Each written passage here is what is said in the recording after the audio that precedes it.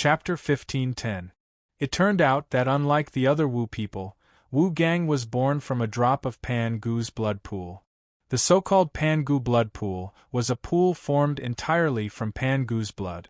Back then, after Pan Gu created the world, his 12 drops of spirit blood turned into 12 Zhu Wus, and some of his blood fell on the ground. Pan Gu was incomparably tall and strong, and a drop of blood was as big as a small pool. Every drop of blood fell on the ground, a Pan Gu blood pool would be born. At the beginning, ordinary Wu people were born from these Pan Gu blood pools. The Panga blood pool was like the mother of the Wu clan. Therefore, the Panga blood pool was protected by the Wu clan with all their strength. Almost every clan of the Wu clan was built around a Panga blood pool. Among the opposite sex, Wu people could also give birth to new Wu people through reproduction. However, such Wu people were born with weak bodies, and could only stay at the level of novice magi for the rest of their lives, and could never make any progress. Only the Wu people born from Pan Gu blood pool had pure bloodlines, and could reach the level of senior magi at most. These Wu people were the true pillars of Wu people. However, the speed at which Wu people were born from Pan Gu blood pool was very slow, and as time went by, the amount of Pan Gu's blood in Pan Gu blood pool became less and less. Therefore, the number of pure-blooded Wu people born from Pan Gu blood pool became fewer and fewer. Sometimes, only 2 or 3 pure-blooded Wu people were born in 100 years, and these pure-blooded Wu people were the absolute treasures of every clan. Wu Gang was a pure-blooded Wu people born from Pan Gu blood pool. 100 years after Wu Gang was born, 2 pure-blooded Wu people were born from 2 different Pan Gu blood pools. One of them was Ho Yi from the Dijiang tribe, and the other was Chong Yi from the Huda tribe. The 3 shamans were born with no animal characteristics, and they were almost exactly the same as humans. Therefore, the 3 of them naturally became extremely good friends. They had been living together since they were young, and it had been 30,000 years since then. However, as time went by, the conflict between the 3 gradually emerged, and the source of the conflict was the only female Wu people, Chong Yi. Everyone knew about Chong Yi. She was a unique beauty in the world, and her beauty was beyond imagination. It was said that she was many times more beautiful than goddess Nuwa. Naturally, such a beauty attracted the hearts of both Ho Yi and Wu Gang. When they were young, they didn't think much of it. But when they became adults, Ho Yi and Wu Gang began to fight over Chong Yi. The 2 of them almost fought each other. If Chong Yi hadn't arrived in time to stop them, one of the 3 would have died. Chong Yi felt that the situation couldn't continue like this. She had to clearly reject one of them and make them give up. But after all, they were all childhood friends. Chong Yi couldn't bear to reject any one of them, so she made an agreement with Wu Gang and Ho Yi. Whoever could kill the golden crow in the sky and avenge Quafu, Chong Yi would choose him as her husband. Grand Shaman Quafu was the tree man who had fought with Guhan in the Shanhai Pass. Because of their appearance, they were ostracized by the pure-blooded Wu people when they were young and received a lot of cold looks. It was Grand Shaman Quafu who protected the 3 of them and raised them at the same time. Their relationship with Grand Shaman Quafu was as close as that of a father and son. The Golden Crow was the son of Dijun, the 2 supreme leaders of the heavenly court of the demon clan. They usually stood on the Fusang tree, and only one of them could fly in the sky every day. It was like the setting sun and rising sun, indicating the existence of the day. But one day, the golden crow that came out to play landed on the ground, and happened to stay in the position of Quafu's tribe. The blazing fire roasted the land like a sea of fire. 3 tribes under Quafu's control were burned to ashes by the fire, and tens of thousands of Wu people died. Quafu was furious, and kept chasing the golden crow until he was exhausted. He drank all the water in the Yangtze River and Yellow River, but still couldn't replenish the water in his body. In the end, he was exhausted and turned into a peach wood forest. This was the legend of Quafu chasing the sun that everyone in Huaxiao was familiar with, and this legend actually happened according to Wu Gang. After Quafu's death, the three of them were extremely sad and regarded the golden crow that killed Quafu as their father's murderer. Their biggest goal in life was to kill the golden crow and avenge Quafu. This was the condition set by Chang Yi. She was willing to marry whoever could kill the golden crow first and avenge Quafu. Wu Gang and Ho Yi had nothing to say about this. They both patted their chests and promised that they would be the first to kill the golden crow and avenge Quafu. After that, Wu Gang and Ho Yi completely separated. They both thought about how to kill the golden crow. Wu Gang knew very well that he was far weaker than Quafu. Even Quafu couldn't kill the golden crow, so he couldn't just recklessly go up and kill it. Wu Gang had to find a way to restrain the golden crow. Later on, Wu Gang passed by an old man who was wandering around. The old man said that he was the Lord Taishang of the Tushita Palace and asked for a cup of water. After Wu Gang gave him the water, the Lord Taishang said that he was willing to promise Wu Gang one thing, so Wu Gang asked him how he could kill the golden crow. The Lord Taishang touched his beard and said that there was a kind of tree in this world called the moon cassia tree. It came from the same origin as the fuso tree where the golden crow's origin was. They were like brother and sister. However, the fuso tree was born with the attribute of fire, so it was an object of extreme yang. On the other hand, the moon cassia tree was born with the attribute of water, so it was an object of extreme yin.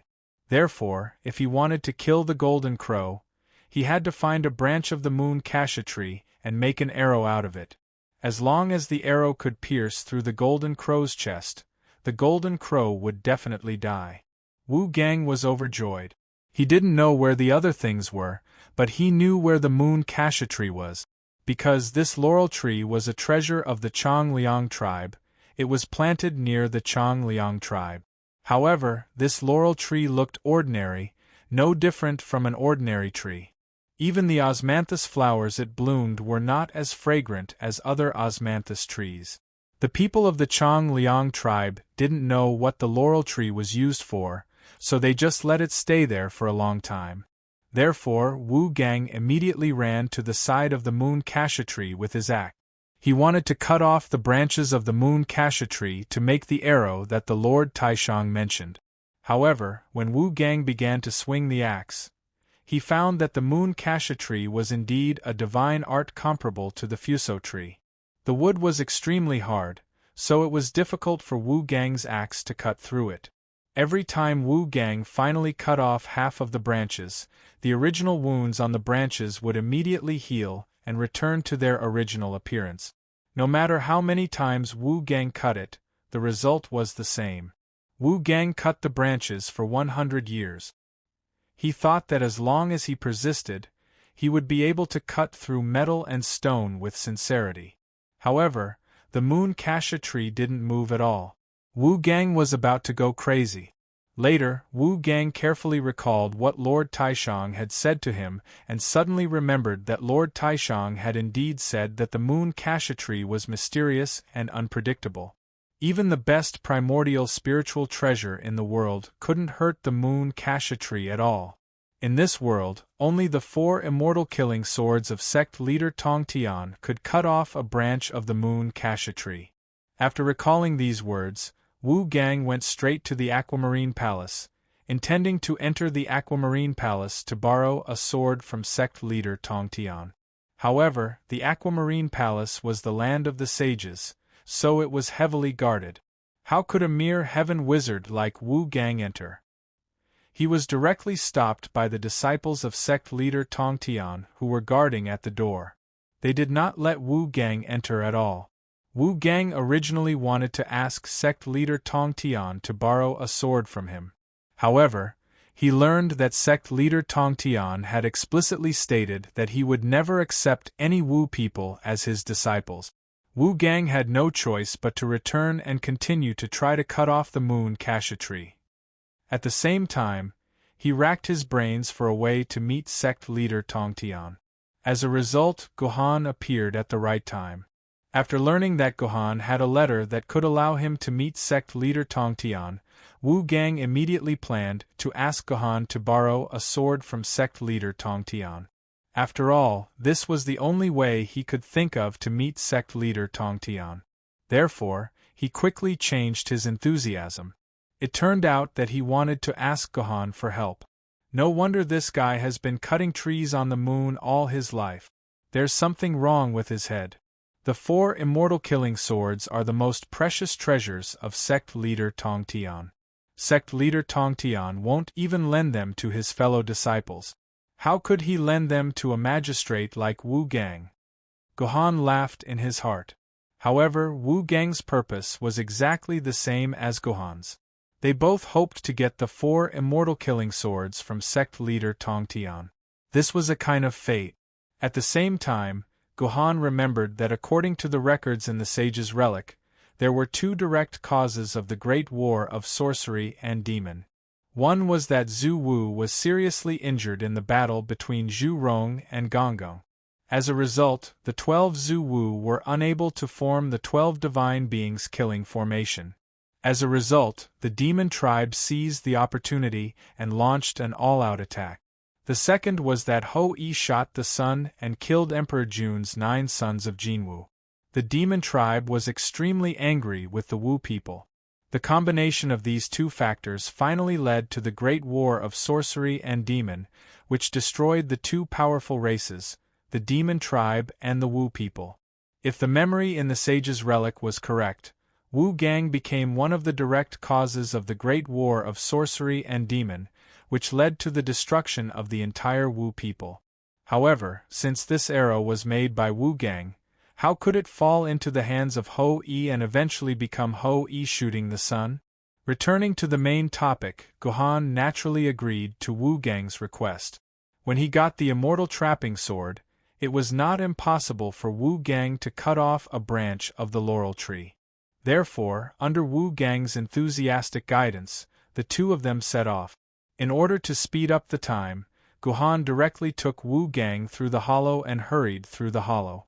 Therefore, it only took them 5 days to reach the gate of the Aquamarine Palace in Penglai Island. Then, they were stopped by a half-acquaintance of Gohan. "Why are you here again? We have said that you are not allowed to come in." Zhao Gongming, the god of fortune, said disdainfully. Chapter 15:11. Wu Gang's face turned red, and he wanted to twist the head of this guy in front of him. But thinking of Chang'e's beautiful face, Wu Gang finally restrained himself and said embarrassedly, "I'm not here to go in this time. I'm here with my friend. My friend said that he had an important letter to deliver to sect leader Tong Tian, but he got lost on the way and didn't know the way to the Aquamarine Palace. That's why I specially brought him here." Delivering a letter? Zhao Gongming's face changed. His master, sect leader Tong Tian, had already become a sage. There were probably less than 10 people in the world who had the guts to deliver a letter to sect leader Tong Tian. This guy's background might not be ordinary. So Zhao Gongming's face immediately became better. He looked at Gohan with a smile and asked, "Fellow Taoist, may I know which Venerable's disciple you are? Are you the disciple of the 2 Venerables in the West?" Zhao Gongming guessed that Gohan was the disciple of Sage Zhuanti and Sage Jane. Although Gohan, who was accepted by Buddha on behalf of his master, was indeed the disciple of Sage Jane, Gohan did not have a good impression of Buddhism and did not want to admit that he was the disciple of Sage Jane and Sage Zhuanti. So he shook his head and said, "No." "Then you are the disciple of Goddess Nvaiwa and Emperor Fuxi?" Zhao Gongming asked again. "No, although I have admired them for a long time, I have never seen them." Gohan denied again. "Then are you the messenger of East Emperor Tai and Emperor Jun?" Zhao Gongming's face became a little ugly again. Neither Wu people nor the demon clan was favored by the Aquamarine Palace. "That's not true. Although the 2 of them are noble, what relationship do they have with me?" Gohan denied it again. Where did this guy come from? Who is behind him? How dare he directly deliver a letter to Master? Zhao Gongming became very confused. He had asked the names of all the venerables who were qualified to deliver a letter to Master, but Guhan was not their subordinate. Then who was Guhan's subordinate? In fact, Zhao Gongming had not asked the three venerables, namely Taishang Laojun, Yuanshi Tianzuan, and Hongjun Ancestor. It was just that Hongjun Ancestor hadn't appeared for millions of years, and there were only two Taoist children, a boy and a girl. He was definitely not the adult in front of him. As for Taishang Laojun and the Heavenly Lord of Primordial Beginning, Zhao Gongming couldn't be more familiar with them. At this time, the disciples of the three religions had a very good relationship. Zhao Gongming often interacted with the 12 golden immortals of the Chan school and the disciples of the Ren school. They often drank together and discussed cultivation experiences. Their relationship was very good, so Zhao Gongming could be sure that the guy in front of him was definitely not a disciple of the three religions. Actually, Zhao Gongming's thinking was a bit biased here. Gu Han was indeed a disciple of old Lord Taishang, and he was the last disciple. It was just that old Lord Taishang only accepted him as a disciple a few million years later. However, if Zhao Gongming were to ask if Gu Han was old Lord Taishang's disciple, then Gu Han would definitely admit that he was old Lord Taishang's disciple out of respect for his master. Unfortunately, Zhao Gongming took it for granted and did not continue to ask. He just asked doubtfully, "Then who are you? If you are a nobody, I won't accept your letter." "Fine." Guhan sighed and said, "I just want to pass a word. I hope you can tell this word to Sect Master Tongtian. If Sect Master Tongtian knows this word and doesn't want to see me, I will turn around and leave without saying a word." "One word, I want to see my master." Zhao Gongming was shocked. Although he felt that the fellow in front of him might be deliberately mystifying, the curiosity in his heart could not be any greater. After thinking about it again and again, he finally nodded and said, "All right, tell me this word, and I'll help you tell Master. This word has no sound and only has shape. I will write it for you." Gu Han casually plucked a branch from a tree and wrote the word in front of Zhao Gongming. Such a simple word? It's just 2 pictures. Zhao Gongming felt strange. It should be known that the characters of the prehistoric era were basically oracle bone inscriptions, bell cauldron inscriptions, hieroglyphics, and so on. Any word had dozens of strokes, just like a drawing. Zhao Gongming had never seen such a simple word that could be written with only 2 sentences. However, just by looking at this word, Zhao Gongming felt as if something was squeezing his heart forcefully. His heartbeat sped up by more than a few times, as if there was something magical and profound about this word. "Okay, I will hand myself over to my master. You wait here." Zhao Gongming memorized this word. After a while, Zhao Gongming came out hurriedly and cupped his fists respectfully to Guhan. "My friend from the human tribe, my master invites you to come in." Hey, Brother Guhan didn't tell Zhao Gongming that he was a human tribe. How did Zhao Gongming know that? Hearing Zhao Gongming's words, Wu Gang was shocked at first, but then he became happy. He thought, Guhan didn't lie to me. His human tribe is indeed an old friend of Tongtian Taoist Master, so Tongtian Taoist Master could recognize Guhan's race. It seems that I have a chance to borrow the 4 immortal killing swords. Therefore, Wu Gang stood outside the Aquamarine Palace and began to wait for Guhan to come out of the Aquamarine Palace.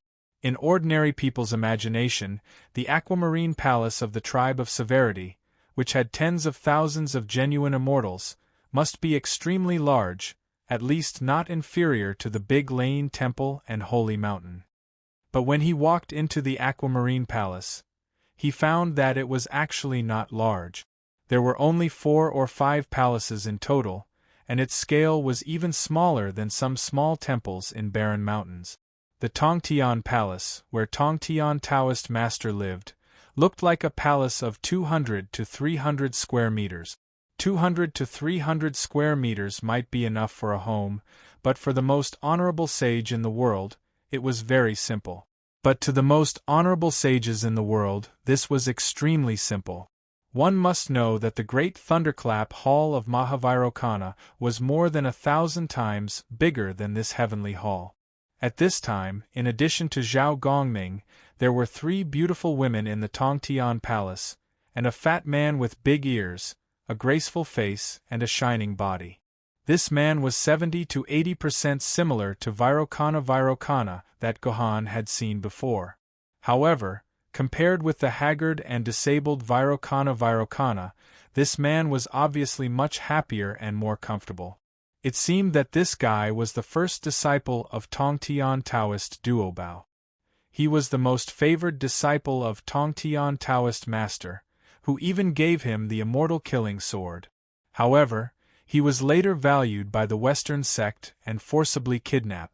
Instead, he became the leader of Buddhism, which was Vairochana. The person sitting in the center of the palace was naturally the target that Gohan was looking for, Tongtian Taoist master. Unlike the ferocious face that Zhou Bao had imagined, Tongtian Taoist master looked rather kind.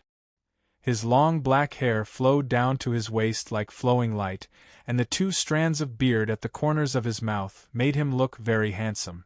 In terms of idealism, Tongtian Taoist master did not look like a majestic sect leader at all.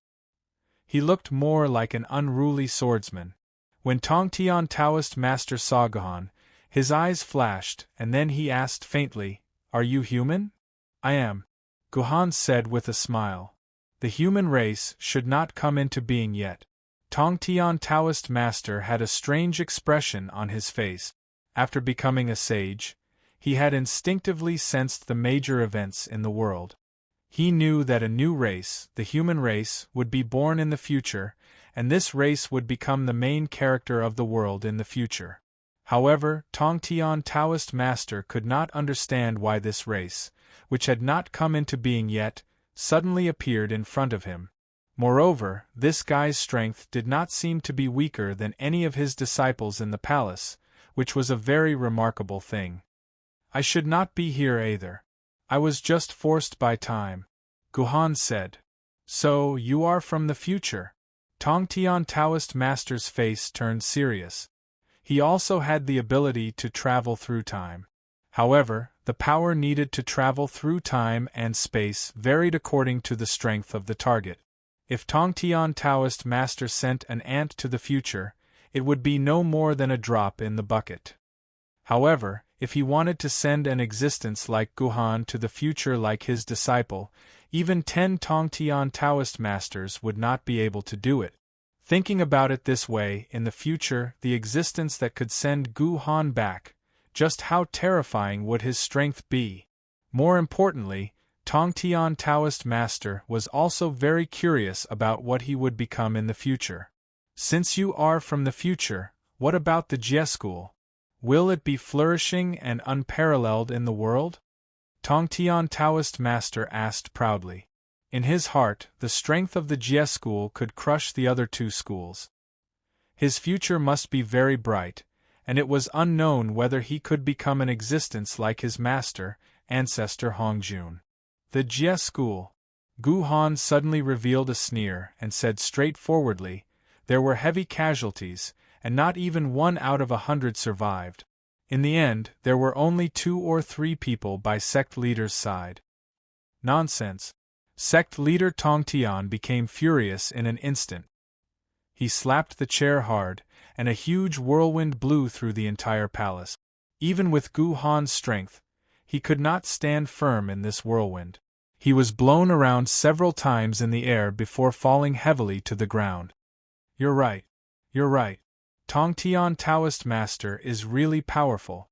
I can't even fight back." Gohan, who got up from the ground, was a little frightened. Although he had guessed that the strength of a sage must be extremely powerful, Gohan could not fight back at all when facing a sage, his future opponent, Tongtian Taoist master. This was just a gust of wind that Tongtian Taoist master stirred up in anger. If Tongtian Taoist master attacked with all his strength, Gohan was afraid that he could not even hold on for 3 seconds. How can I defeat this guy after I leave the dreamland? Gohan thought hard. At present, Gohan could not think of any way to defeat Tong Tian Taoist Master. Chapter 15:12. After his anger subsided, sect leader Tong Tian found that he had lost his composure, which made him lose his composure even more. It should be noted that a sage like sect leader Tong Tian had experienced thousands of hardships and understood all the rules of the world before he became a sage. His Taoist heart was extremely tough, which could not be shaken by a few words. But in fact, sect leader Tong Tian found that he had lost his composure to such an extent after Gohan's words. He even wanted to kill Gohan, which was absolutely impossible for sect leader Tong Tian to do in the past. There was only one reason why he would lose his composure at this moment. Gohan's words had touched upon the secrets of the heavens, causing his Tao heart, which had already become one with the great Tao, to ripple. This sounded a little difficult to understand, but to put it simply, Gohan had told the truth, so sect leader Tong Tian's Taoist heart involuntarily fluctuated under the influence of the Great Way. Could it be that what this guy said is true? Will our Jie school really have such a miserable future? Sect leader Tong Tian's heart skipped a beat. If that was the case, he would have to think about it carefully. Well, I won't pursue your nonsense. Since you came to me today, do you want me to send you back to the future? Sect leader Tong Tian asked after regaining his composure. You don't have to worry about how to return to my time and space, Great Master. I just want to borrow your treasure. I hope Great Master will allow me to do so. Gohan said. Oh, what treasure do you want to borrow from me? Sect leader Tong Tian asked again. May I borrow your immortal trapping sword? Gohan asked bluntly. How dare you? Before sect leader Tong Tian could answer, Zhao Gongming jumped to his feet and pointed at Gohan's head. You ignorant disciple, it's fine that you talk nonsense about the safety of our Jie school. Master doesn't want to argue with you. But you actually have the audacity to want to borrow my master's sect-guarding treasure. You're delusional. What Zhao Gongming said was exactly what the other disciples of Tong Tian were thinking. They all looked at Gohan with disgust as if Gohan was an annoying stray dog. Fellow Taoist Zhao Gongming, it's the great sovereign's business whether he wants to lend me or not. What does it have to do with you? Gohan said coldly. You. Zhao Gongming still wanted to say something, but sect leader Tong Tian waved his hand slightly. Zhao Gongming had no choice but to return to his seat. Sect leader Tong Tian, whose immortal trapping sword was demanded, looked at Gohan expressionlessly and said, This immortal trapping sword is the most precious treasure of the tribe of Severity and the foundation of sect leader Tong Tian's attainment. There are thousands of treasures in the world, but I will never lend the 4 immortal killing swords to others. Since you're a human, I won't bicker with you if you leave now. Those who were familiar with sect leader Tong Tian's character would be shocked to see this scene. This was because sect leader Tong Tian was not as gentle as he appeared to be. The number of people who died in his hands because of a bad word could be piled up to the top of the heavenly court since ancient times. It would be unprecedented if sect leader Tong Tian did not punish Gohan for asking for the immortal trapping sword so unreasonably. Great Sovereign, this immortal trapping sword is of great use to me. It's related to whether I can return to my original spacetime. I hope Great Sovereign can lend it to me. If Great Sovereign needs it, I'm willing to risk my life for it. Of course, Gohan could not leave like this. He bowed to sect leader Tong Tian again and pleaded. What a joke. I'm a sage. Why would I need your help? Sect leader Tong Tian said disdainfully. Sect leader Tong Tian, aren't you curious about how the Tao of Severance perished in the future, how the 4 immortal killing swords were lost, how Taoist Duobao became Vairocana, and how brother Zhao Gongming? Gohan glanced at Zhao Gongming and said with a smile, How did brother Zhao Gongming become the god of wealth of the heavenly court? Me. God of fortune. It was as if Zhao Gongming had heard the funniest joke in the world. He couldn't help but laugh maniacally. If Gohan had said anything else, Zhao Gongming might have believed him. However, if he said that he wanted Zhao Gongming to be the god of wealth, Zhao Gongming would really laugh himself to death. He was someone who roamed around mountains of corpses and seas of blood all day long, killing people like scything flax. How could he become some god of wealth in the future? This was simply a joke. Zhao Gongming laughed happily, but sect leader Tong Tian was very worried.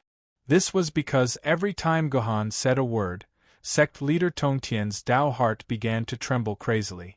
That meant that what Gohan said was very likely true. That was the outcome of Jie school in the future. Therefore, today, the sect leader couldn't help but look up at the sky. Of course, sect leader Tong Tian was not looking at the blue sky, but the great path hidden at the end of the universe. He wanted to see if what Gohan said was his future from the great path. The result was self-evident. Sect leader Tong Tian didn't see anything. The great path was like a cloud of smoke, covering all the mysteries of the world. Don't talk too much. Even if what you said is all true, I'm in charge of my destiny. Even the great path can't control me. If there really is a tribulation like what you said in the future, I'll use the 4 immortal slaying swords to fight with all the scoundrels in front of me. There's no need for you to say more. Sect leader Tong Tian said heroically. History is still like this. Hearing sect leader Tong Tian's answer, Gohan couldn't help but sigh. All the sages are in awe of the great path, but only sect leader Tong Tian is full of awe and also has a burning desire to resist. It's also because of the existence of this desire to resist that sect leader Tong Tian tried to fight against all the sages in the future God confirmant tribulation. In the end, he ended up being defeated and imprisoned. But in the end, it's also because of this desire to resist that sect leader Tong Tian was finally able to counterattack and stir up the whole world. Gohan thought in his heart. The future of mankind was already doomed when sect leader Tong Tian said this. Great sage, are you not willing to lend it to me in any case? Gohan said bitterly. It seemed that he had to fight with sect leader Tong Tian. However, if he really fought with sect leader Tong Tian, Gohan really didn't have the confidence to deal with sect leader Tong Tian. But this is not the real untainted land. It's just a fictitious illusion. I shouldn't die in the hands of sect leader Tong Tian. I never lend my sword to outsiders. Sect leader Tong Tian stroked his beard and looked at Gohan meaningfully. But if you become my disciple and become one of my friends, I'm willing to let you study the immortal trapping sword. Sect leader Tong Tian stroked his beard and looked at Gohan meaningfully. He wants to take me as his disciple again. Hearing sect leader Tong Tian's words, Gohan couldn't help but smile bitterly. First, it was Taishang Laojun, then Saint Jie-in and Saint Juan-Ti. Since Mahavairokkana accepted Gohan as a disciple on behalf of Saint Jie-in and Saint Juan-Ti, I can also be the disciple of these 2 existences. I have been accepted as a disciple by 3 sages. But now, sect leader Tong Tian also wants to accept me as a disciple. I'm really popular. However, if I really fight with sect leader Tong Tian in the future, will this be considered a scandal of a disciple killing his master? This is just an illusion. It doesn't count. It's fine as long as I can get in touch with the immortal trapping sword. Thinking of this, Gohan had an idea. He knelt on the ground and kowtowed to sect leader Tong Tian. I'm willing to be your disciple as long as you're willing to lend me the immortal trapping sword. All right. Sect leader Tong Tian was about to speak when Taoist Duobao, who had been silent all this while, suddenly jumped out and said, Master, please wait. I never accept nameless people or untalented disciples. I think this friend has average talent and is not qualified to be Master's disciple. Why don't you let me try and see how capable he is? All right, thank you, disciple. Sect leader Tong Tian nodded and closed his eyes. He didn't want to watch the show. Friend, you just humiliated the Jie school, and now you want to be my disciple. As the chief disciple of the Jie school, I'm not willing to be associated with a despicable person like you. If you can't defeat me, leave quickly. Don't insult the Jie school. Taoist Duobao said coldly. Do you want to fight? Gohan frowned and looked reluctant. Why? Are you afraid? Get lost if you're afraid. Taoist Duobao smiled coldly. I know that you, Taoist Duobao, love refining. You even have many imitations of Khanate cardinal treasures like the 4 immortal vanquishing swords. However, I don't have any weapons on me.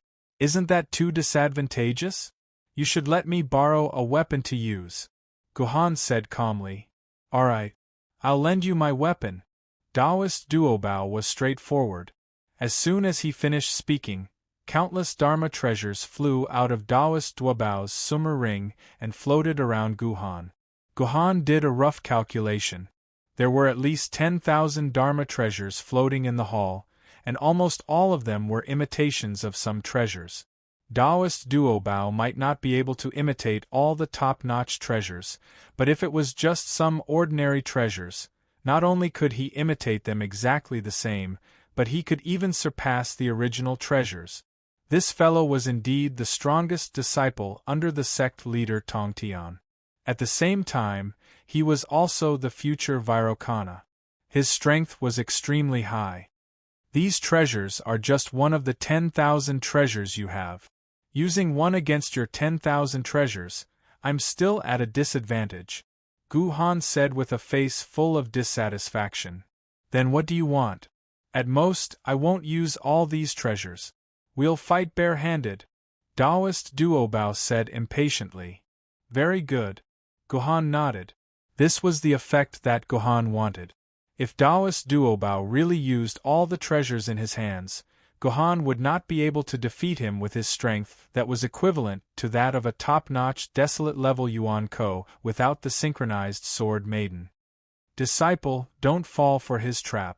If you don't have your treasures, you won't be his match. The sect leader Tongtian suddenly said, Junior, since you want a suitable weapon, I'll give it to you. This is my sword. Although it has never been unsheathed, it's still a top-notch Khanate spiritual treasure. Compared to my disciple's treasure, you won't be at a disadvantage. The sect leader Tongtian gently flicked his little finger. An extremely ordinary-looking sword passed through the void and appeared in front of Gohan instantly. Qin. Gohan could not help but cry out.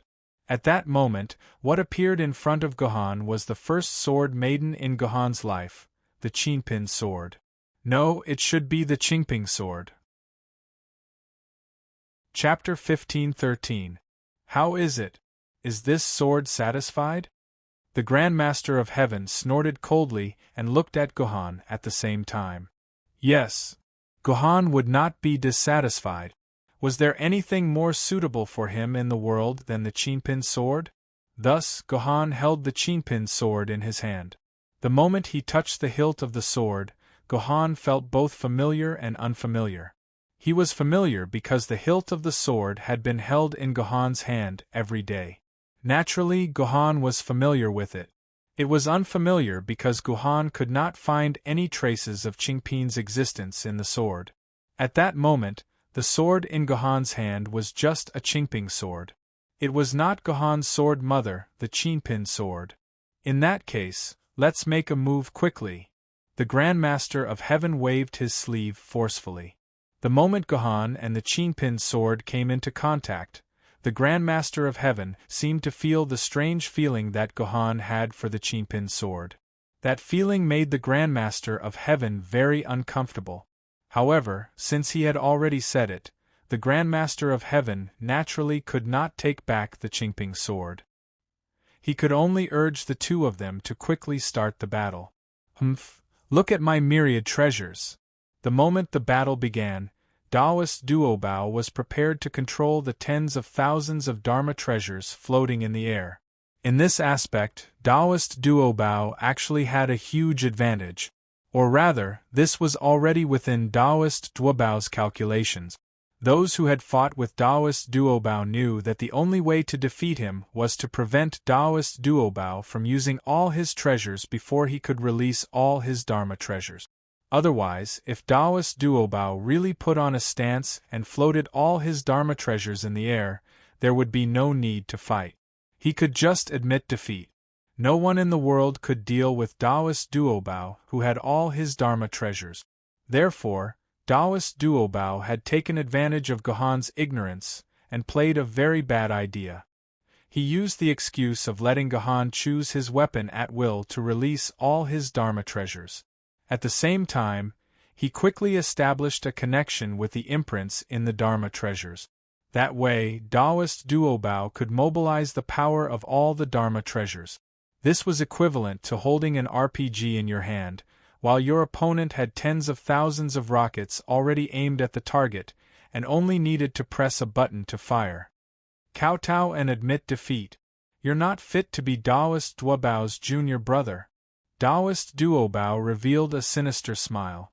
The light emitted by tens of thousands of Dharma treasures enveloped the entire hall. Zhao Gongming, who was at the side, was shocked by the light emitted by the tens of thousands of Dharma treasures. He immediately took out his 24C calming pearls and tried his best to form a defensive barrier to protect himself. On the other hand, the three beautiful women who had been watching from the side casually took out a pair of scissors. With a gentle cut of the scissors, it was as if the entire space had been cut.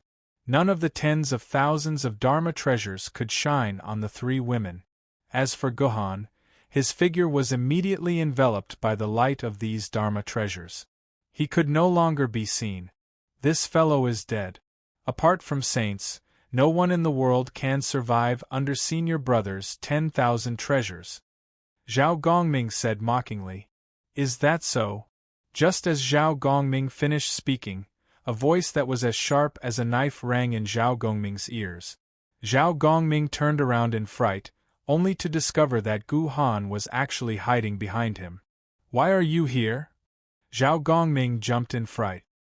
He had no idea when the other party had appeared behind him. What Zhao Gongming did not expect was that the barrier formed by the 24C calming pearls had become Gohan's protective barrier and protected Gohan. Thank you. Gohan patted Zhao Gongming's shoulder gently. At that moment, Taoist Duobao's 10,000 treasures light began to weaken. It was the best time for Gohan to attack. Gohan's body flashed in the air like a graceful swan. The eyes of the three beautiful girls lit up. In the next second, Gohan's sword pierced through the remaining treasure light of Taoist Duobao and placed the sword on Taoist Duobao's neck. You! Taoist Duobao was speechless. Zhao Gongming could not tell why Gohan had suddenly appeared behind him, but Taoist Duobao could tell. The fella in front of him had clearly grasped the laws of the void to the extreme, which was why he had used the void to hide behind Zhao Gongming the moment the treasure light had appeared and used Zhao Gongming's power to evade the treasure light. Then, he took advantage of the emptiness after a round of attacks to use his sword beam to break through all his treasure light. Finally, he placed the sword on his neck. Taoist Duobao was a little indignant about that.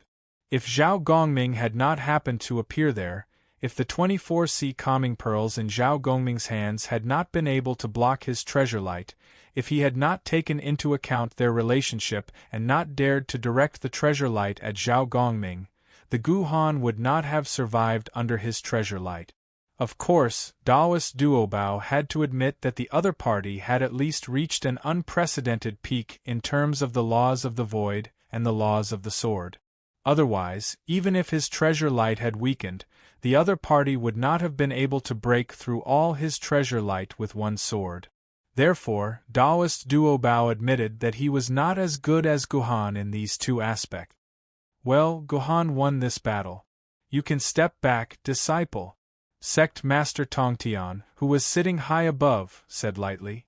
Taoist Duobao took the opportunity to retreat and obediently retreated. Disciple Gohan, follow me to the back. Hearing that Sect Master Tongtian had changed the way he addressed him, Gohan naturally followed him obediently and entered the backyard of the Tongtian Palace with him. The back of the Tongtian Palace looked ordinary, except for a huge stone that was extremely conspicuous. Gohan also recognized the stone's origin immediately. Treasure-snatching rock, Gohan said in surprise. You actually recognize this stone? Sect Master Tongtian was also a little startled by Gohan. He had not expected that Gohan would be able to recognize the stone's origin. After all, this treasure-snatching rock had an extraordinary origin.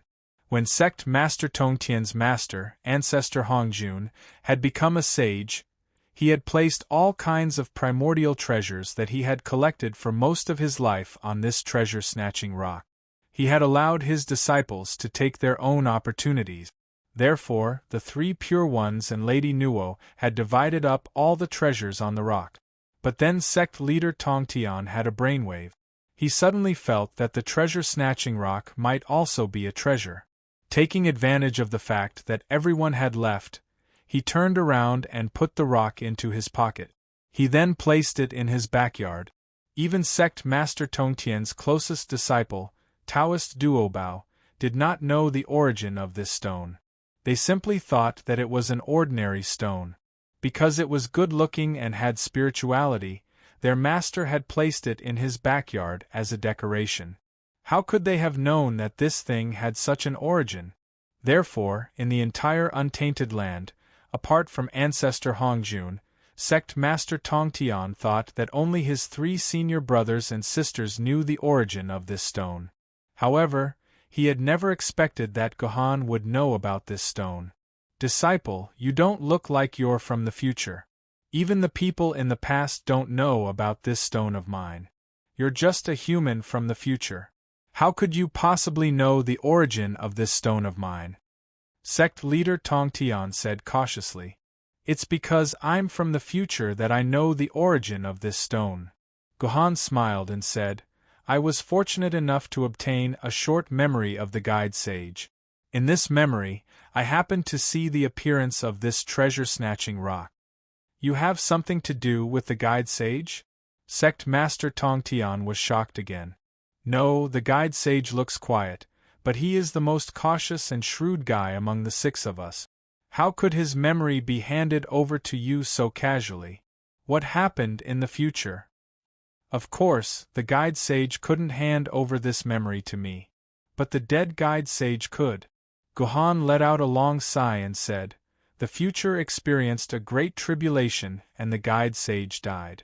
I just inherited some of the sage's unfulfilled wishes and wanted to save the entire future world.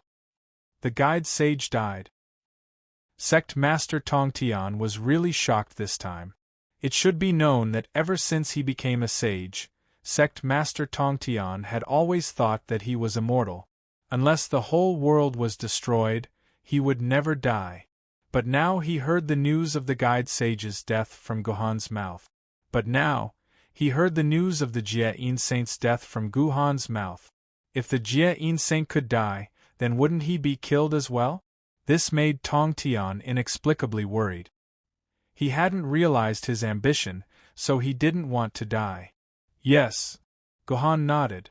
How did he die? Sect Master Tongtian could not wait to ask again. You killed him. Gohan's words stunned Sect Master Tongtian for the fourth time today. You said I killed. Sect Master Tongtian stuttered. At this time, he had never thought that he would kill the guide sage with his own hands, or rather, he had never thought that he had the strength to kill a sage. How did I kill the guide sage? Sect Master Tongtian's blood began to boil. He could not wait to know how to kill the guide sage. Master, do you really want to know?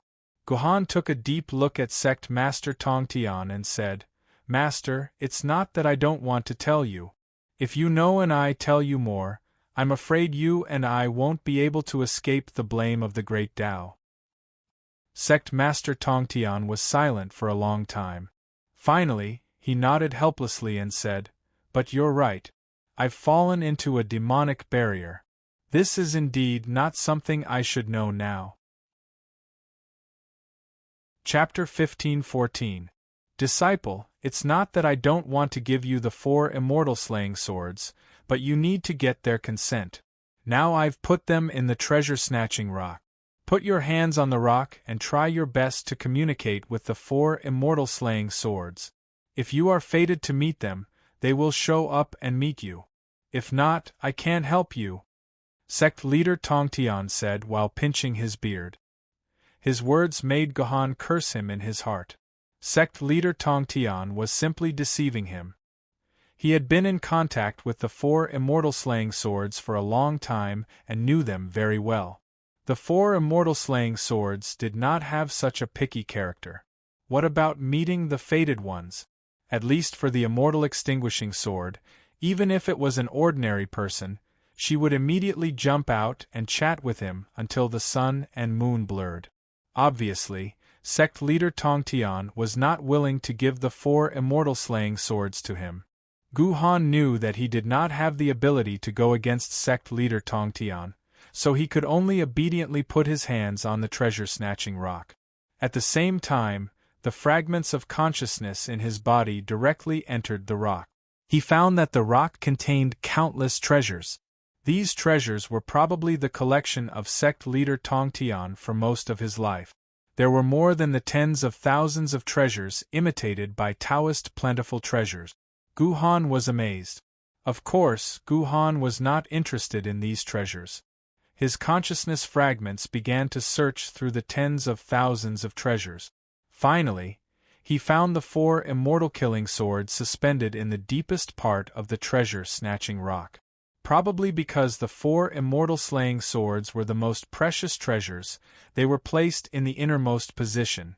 But what surprised Gohan was that there was a small writing brush floating in the center of the 4 immortal slaying swords.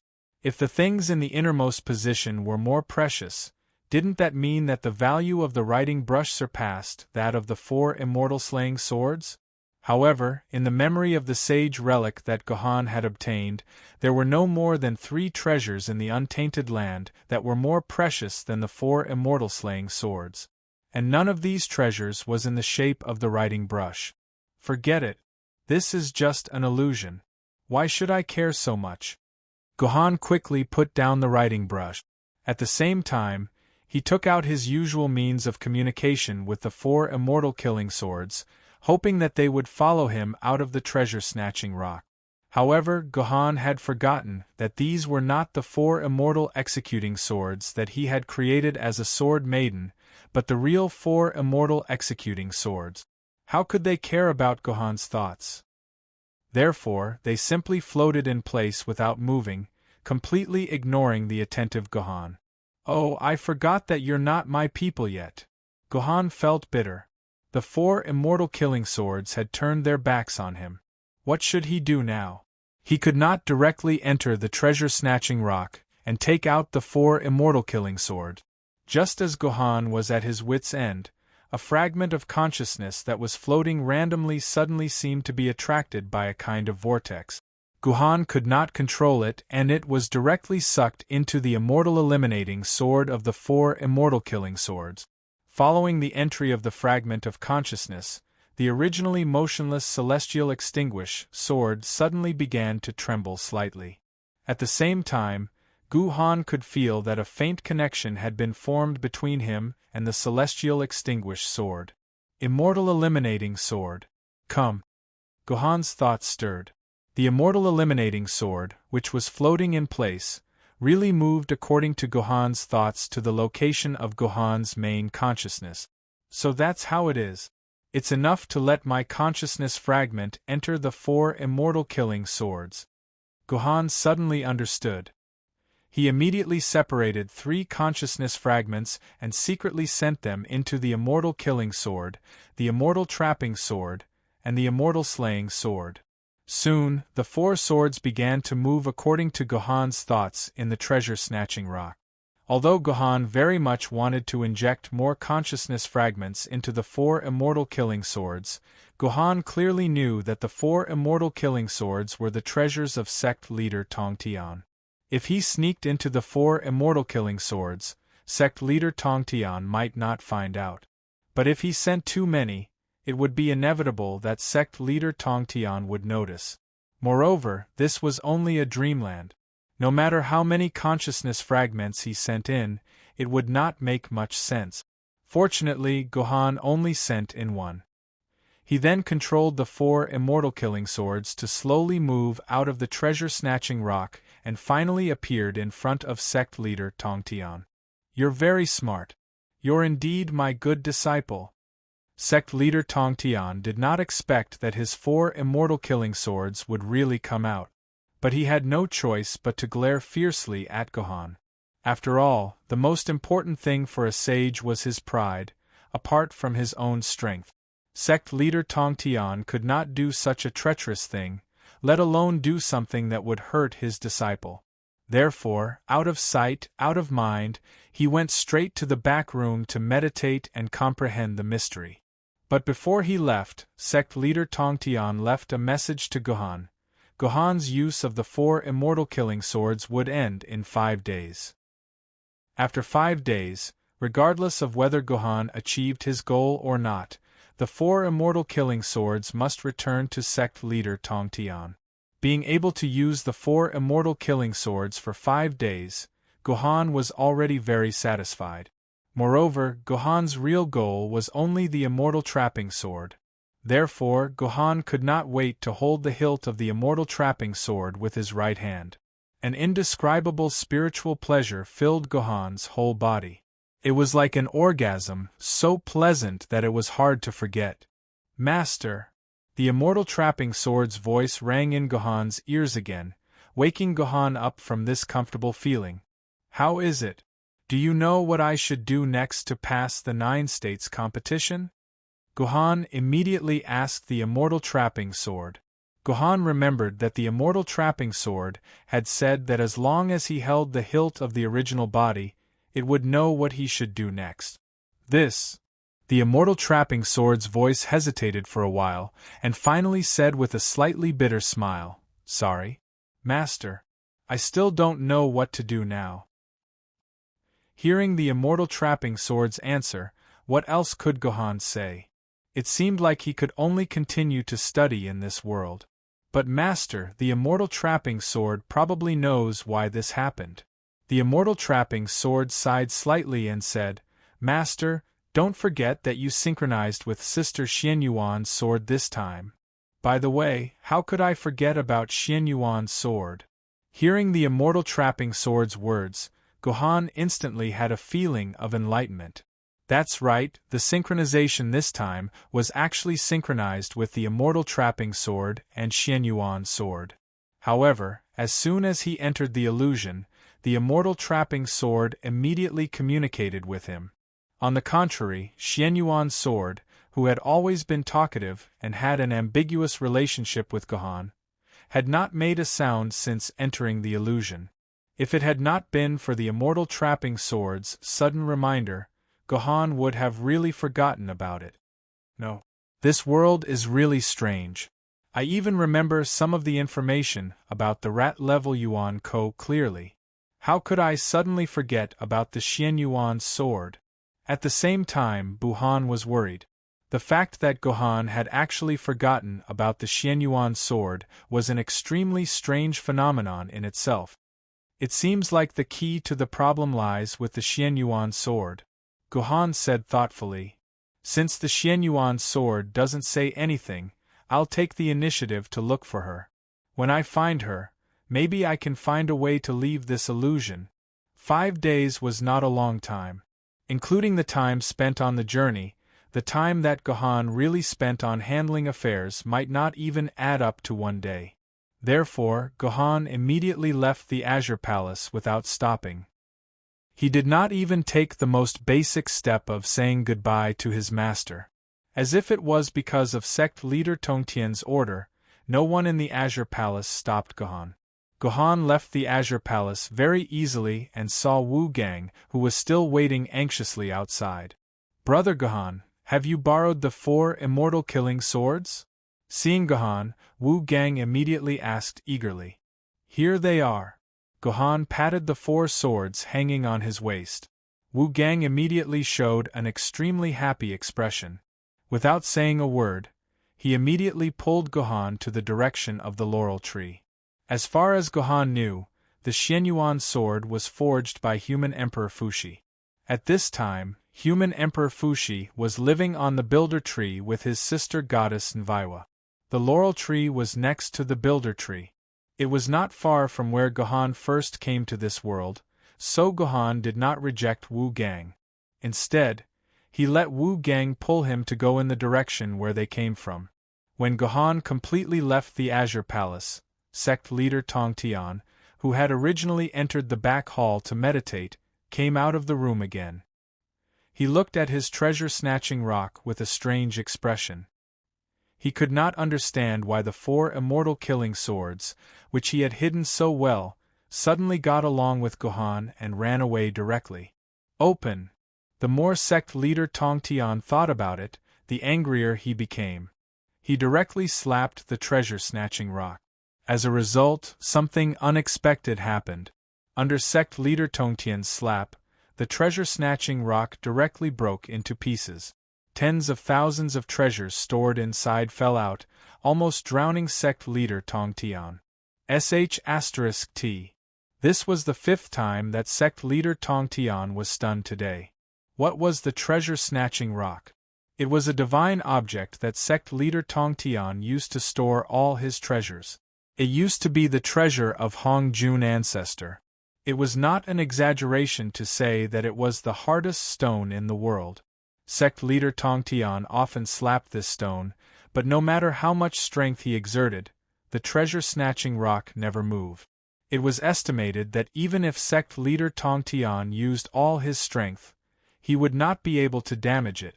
But now, sect leader Tong Tian slapped it to vent his anger, and the treasure-snatching rock unexpectedly broke into pieces. I'm afraid today. After the initial shock, sect leader Tong Tian felt a sense of foreboding. Everything that had happened today had caught sect leader Tong Tian unprepared.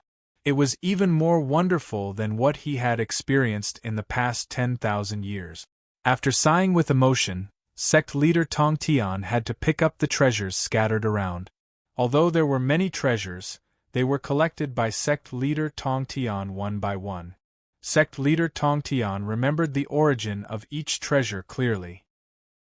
Every time he picked up a treasure, sect leader Tong Tian would have an interesting memory, which made sect leader Tong Tian feel much better.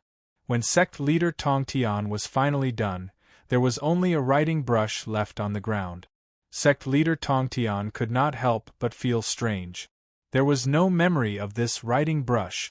Even sect leader Tong Tian himself did not know when it had entered the treasure-snatching rock. Chapter 15:15. Brother Gohan, I'll have to trouble you to chop here, please, Wu Gang said excitedly as he pointed at the laurel tree in front of him. Gohan frowned when he saw where Wu Gang was pointing at.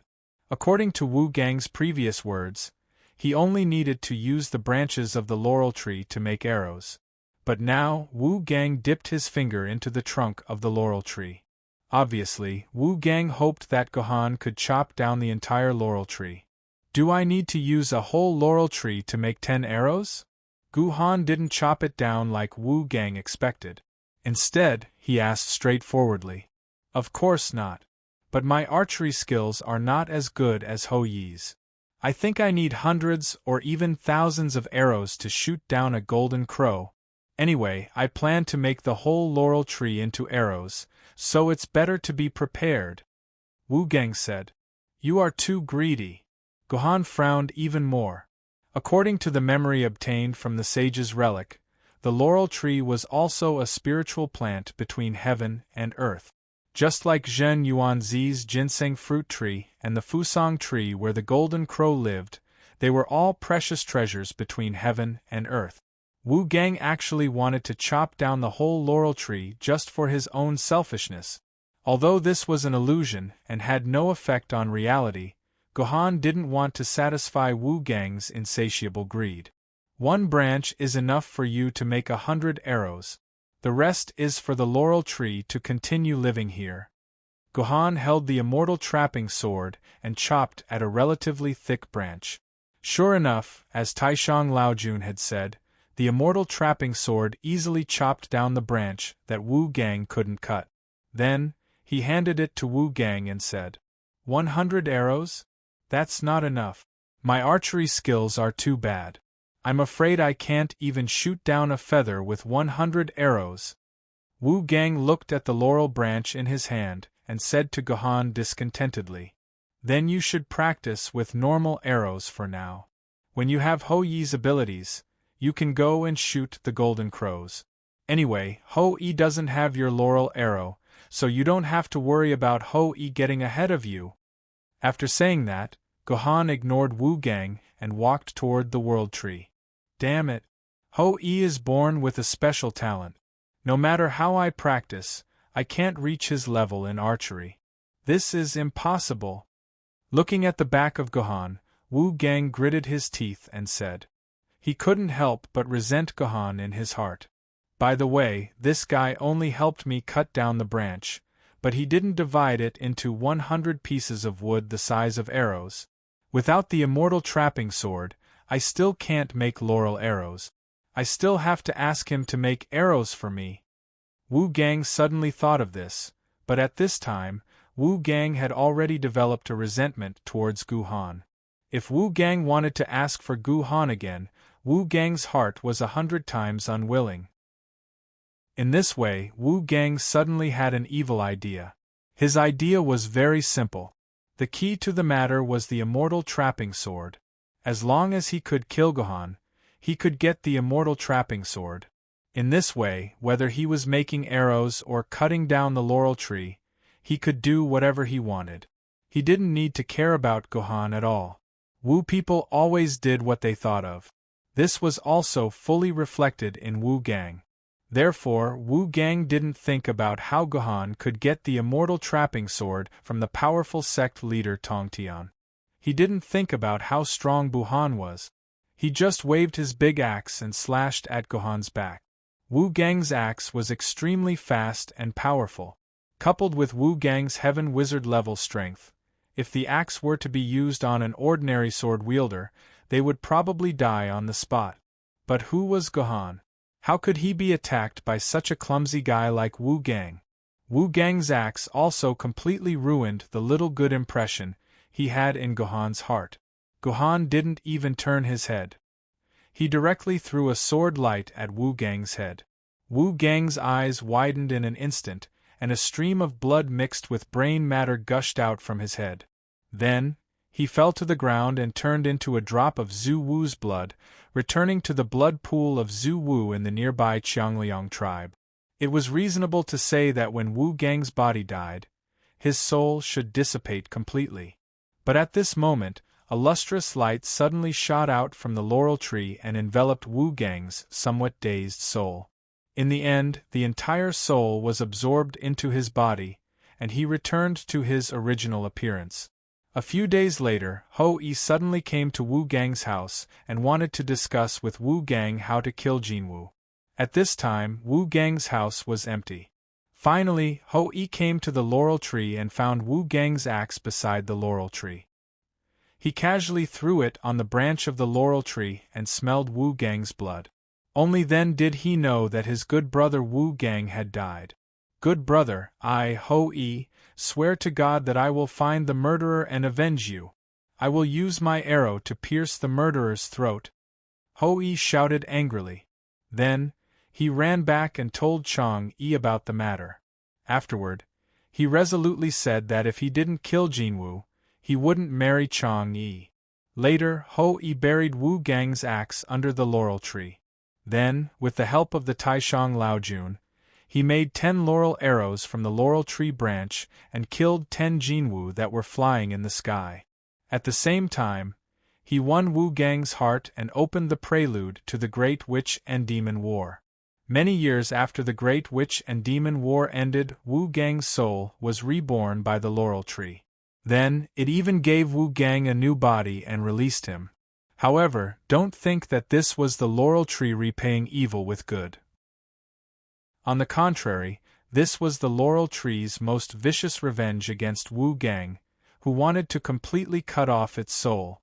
The laurel tree left a restriction on Wu Gang's soul. This restriction forbade Wu Gang from leaving a distance of 50 meters from the laurel tree. Otherwise, Wu Gang's soul would immediately scatter and he would die. If Wu Gang wanted to remove this restriction, he had to find a way to cut off the laurel tree. As long as the laurel tree was cut, the restriction set by the laurel tree would naturally disappear. Therefore, in order to regain his freedom, Wu Gang could only hold an axe and continuously cut the laurel tree. However, no matter how deep the wound was, the laurel tree would slowly recover.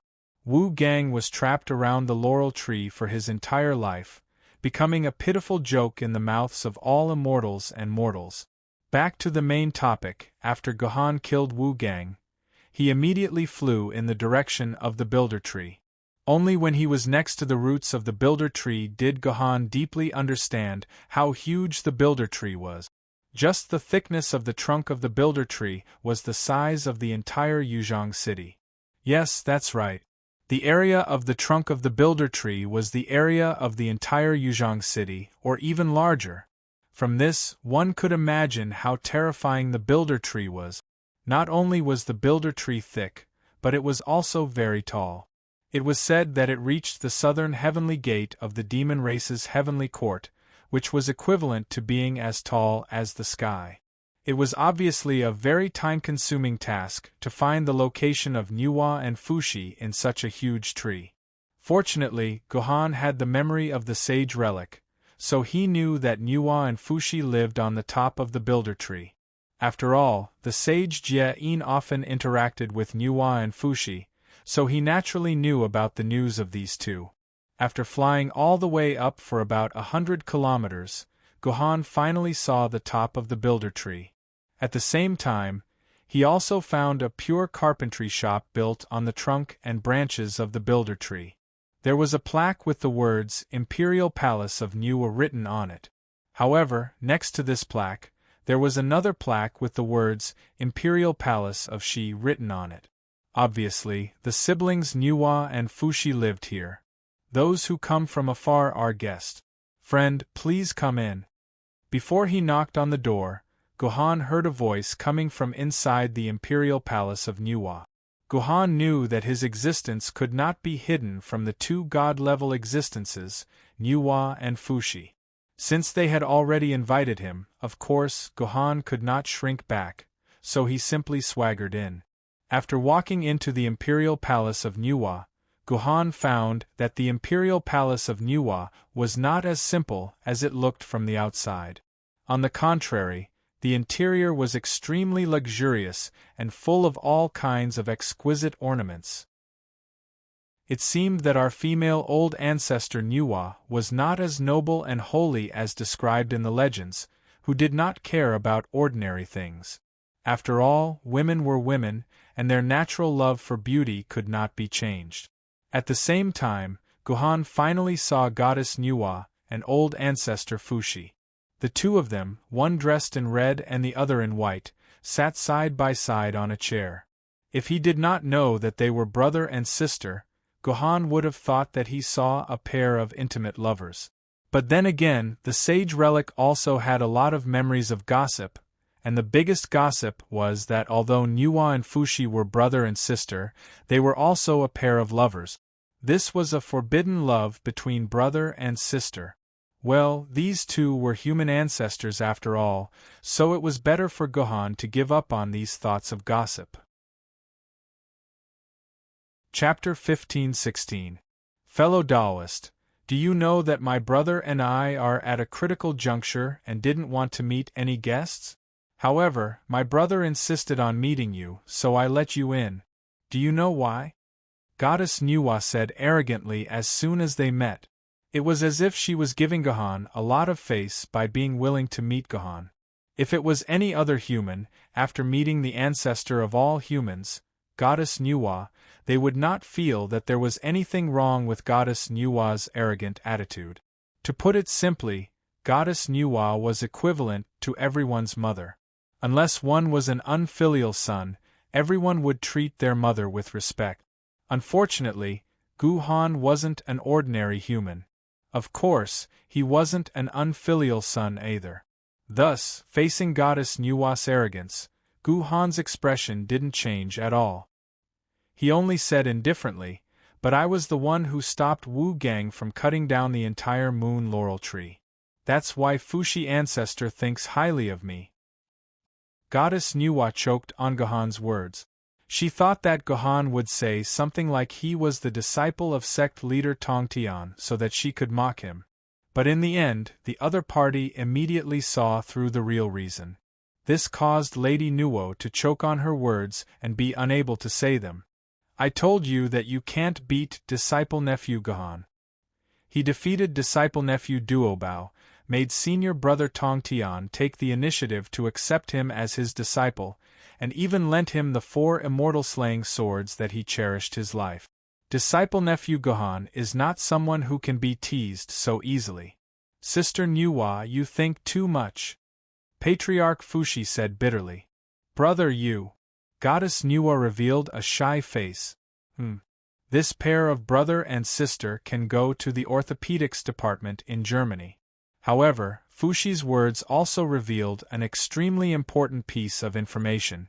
Fushi already knew that Gohan had been accepted as a disciple of sect leader Tongtian and had also lent the 4 immortal slaying swords to Gohan. From the looks of it, sect leader Tongtian had at least told this news to all his fellow disciples.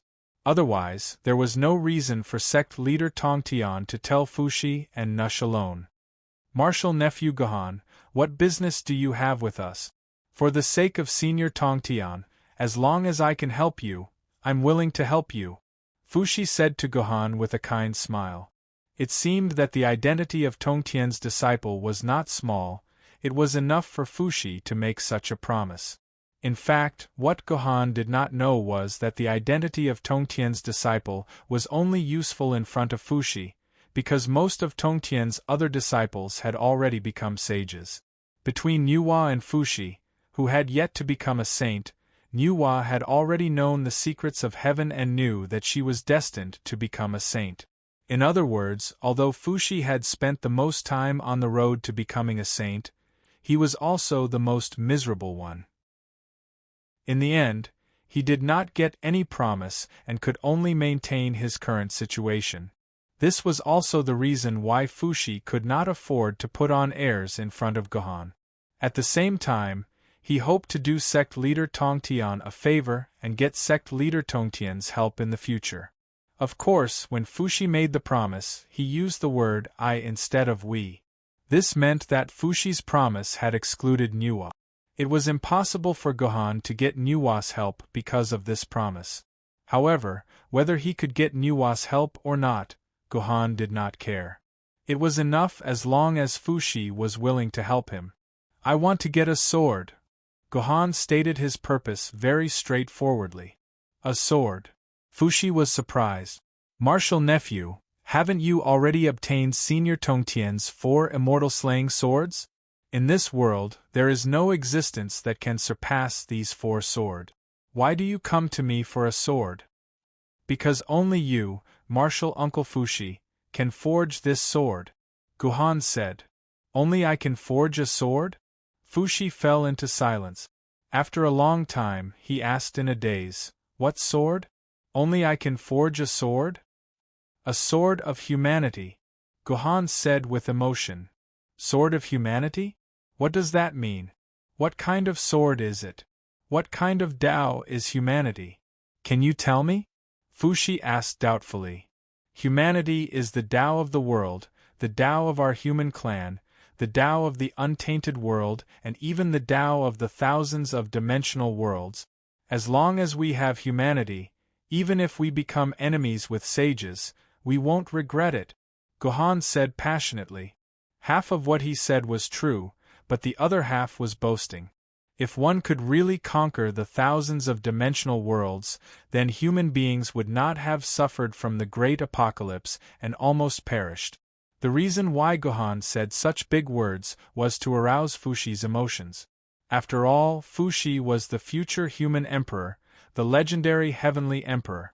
The word human and Fushi were inseparable, so Gohan believed that Fushi would definitely be attracted by his words. Sure enough, when Fushi heard Gohan's words, he immediately became extremely excited. Like a spring, he stood up from the chair, giving Vaiwa a fright. This was the first time Vaiwa saw her brother reveal such an excited expression. So this is called humanity. This is my Tao. This is the Tao that I have been searching for. Fushi was so excited that tears flowed down from his eyes. All along, Fushi had been in a state of extreme sorrow because he could not see the path ahead clearly. However, Fushi had a vague feeling that there was a Tao in this world specially prepared for him. As long as he could grasp this Tao, he could break through the darkness in front of him and reach a whole new realm. However, after so many years, Fushi had not even heard of the name of this Tao, let alone found this Tao. At this moment, when Gohan said the name of humanity, Fushi felt like he had caught a silk ball that was thrown down from the sky. He finally found what he had been searching for. How can I understand this Tao? Fushi did not care about the status between Uncle Master and disciple nephew. He rushed to Gohan and held Gohan's hands excitedly. The Tao is the Tao of the human race. The human race has not been born yet. Currently, there is only me, the future, so Uncle Master Fushi's pursuit of the Tao is just an illusion. When the human race is born, it will be a piece of cake for Uncle Master Fushi. Gohan smiled. The human race has not been born yet. Then how will the human race be born? Fushi took a few steps back in panic. The thing that he had been pursuing in his dreams was right in front of him, but he still could not grasp it. This feeling made Fushi very uncomfortable. However, before the human race is born, Uncle Master can do something in advance. Gohan changed the topic. What is it? Fushi asked immediately. Forge a sword. Gohan smiled. Forge a sword of humanity. Forge a sword of the human sovereign, and the one who will be the real human sovereign. I'm afraid this sword is not the sword that you want. Old ancestor Fushi was not stupid. Combined with the reason that Gohan came to ask for the sword, he immediately realized that this sword was probably the real reason why Gohan came to find him. Yes, this is indeed the reason why I came to find Uncle Master Fushi. Gohan nodded. However, Uncle Master Fushi, please rest assured that I do not covet this sword. Because in Martial Nephew's era, this sword was Martial Nephew's sword. If Martial Nephew wants to return to his own world, he will have to come into contact with this sword again. This is really a strange feeling. Someone actually obtained a sword that I haven't even forged before. It's really interesting. Fushi suddenly laughed. According to what you said, in your era, aren't you the sovereign of all humans? I wasn't when I came here, but I should be when I go back. Gohan nodded. Alright, since I am the first human sovereign of the human race, I will help you, the future human sovereign, so that I will not let down my juniors. For the first time in millions of years, Fushi revealed a genuinely happy smile. He patted Gohan on the shoulder and said, Come with me, Uncle Master will bring you to see Uncle Master's sword house. This is the first time Uncle Master has brought anyone other than Sister Nushin there. Brother, this guy is really too proud. He doesn't even know if this guy is telling the truth or not. He is really reckless. Looking at the backs of her brother and Gohan, Goddess Nuwa smiled helplessly and muttered to herself. However, Nuwa could completely understand her brother's reaction at this time. Fushi had been suppressed by the unclear future for far too long, so even a weak ray of light would not be able to stop him. Even a weak ray of light, which could not be distinguished from the outside world or from the end of the road, could make her brother completely lose his composure and fall into a state of madness. This guy should be telling the truth, if he was really a human. In fact, when hearing the name of the human race, not only did Fushi fall into a state of ecstasy, even Goddess Nuwa's heart was completely stirred. Among the 6 sages appointed by Hong Jun ancestor, 5 of them had already become sages.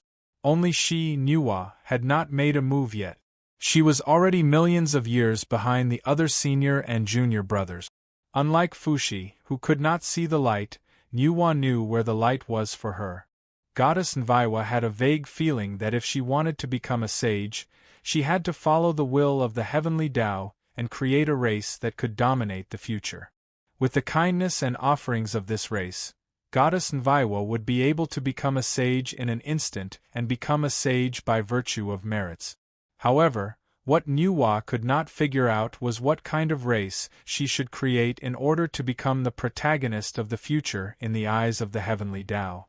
It was not until the moment she saw Gohan that Nuwa realized that she might have found that opportunity. I want to create humans.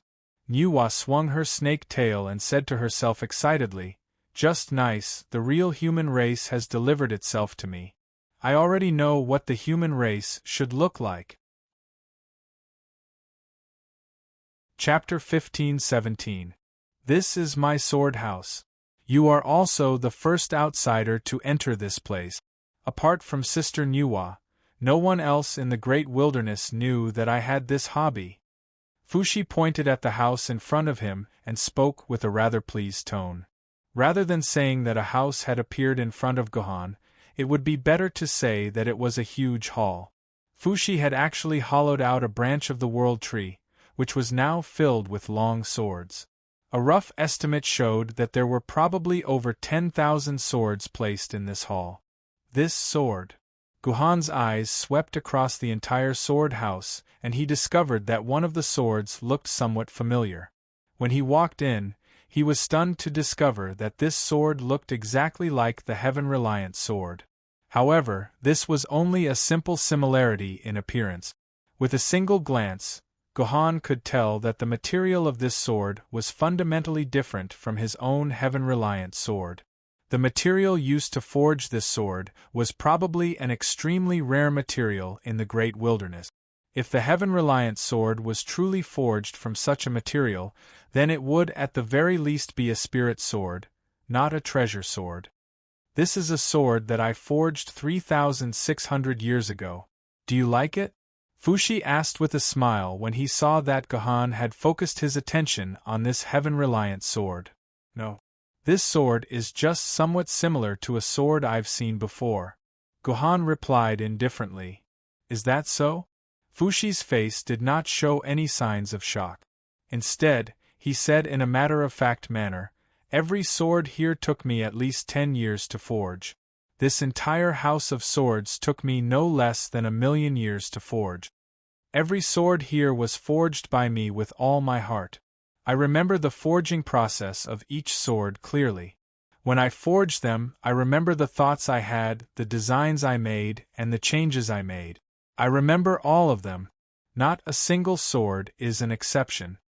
Fushi's words were spoken very calmly, but when Gohan heard them, he could not help but feel admiration. This Fushi absolutely loved swords to the bone. That's why I said that every sword here is different. They are unique existences, and none of them are the same. They all have different shapes and materials. There are a total of 13,628 swords here, and I've used up almost all of my designs and ideas regarding swords. To put it bluntly, it would be very difficult for me to forge a sword that is completely different from the swords here, because this place already contains all the swords I can imagine. After listening to Fushi's words, Gohan could not think of any other words except admiration. Fushi was probably the one who loved swords the most in the untainted world. As for sect leader Tongtian, he probably loved the power represented by the 4 immortal killing swords more. You want to forge a human sovereign's sword that belongs to the human clan. That's good. I like it very much. That's why I'm willing to bring you here. My inspiration is almost exhausted now.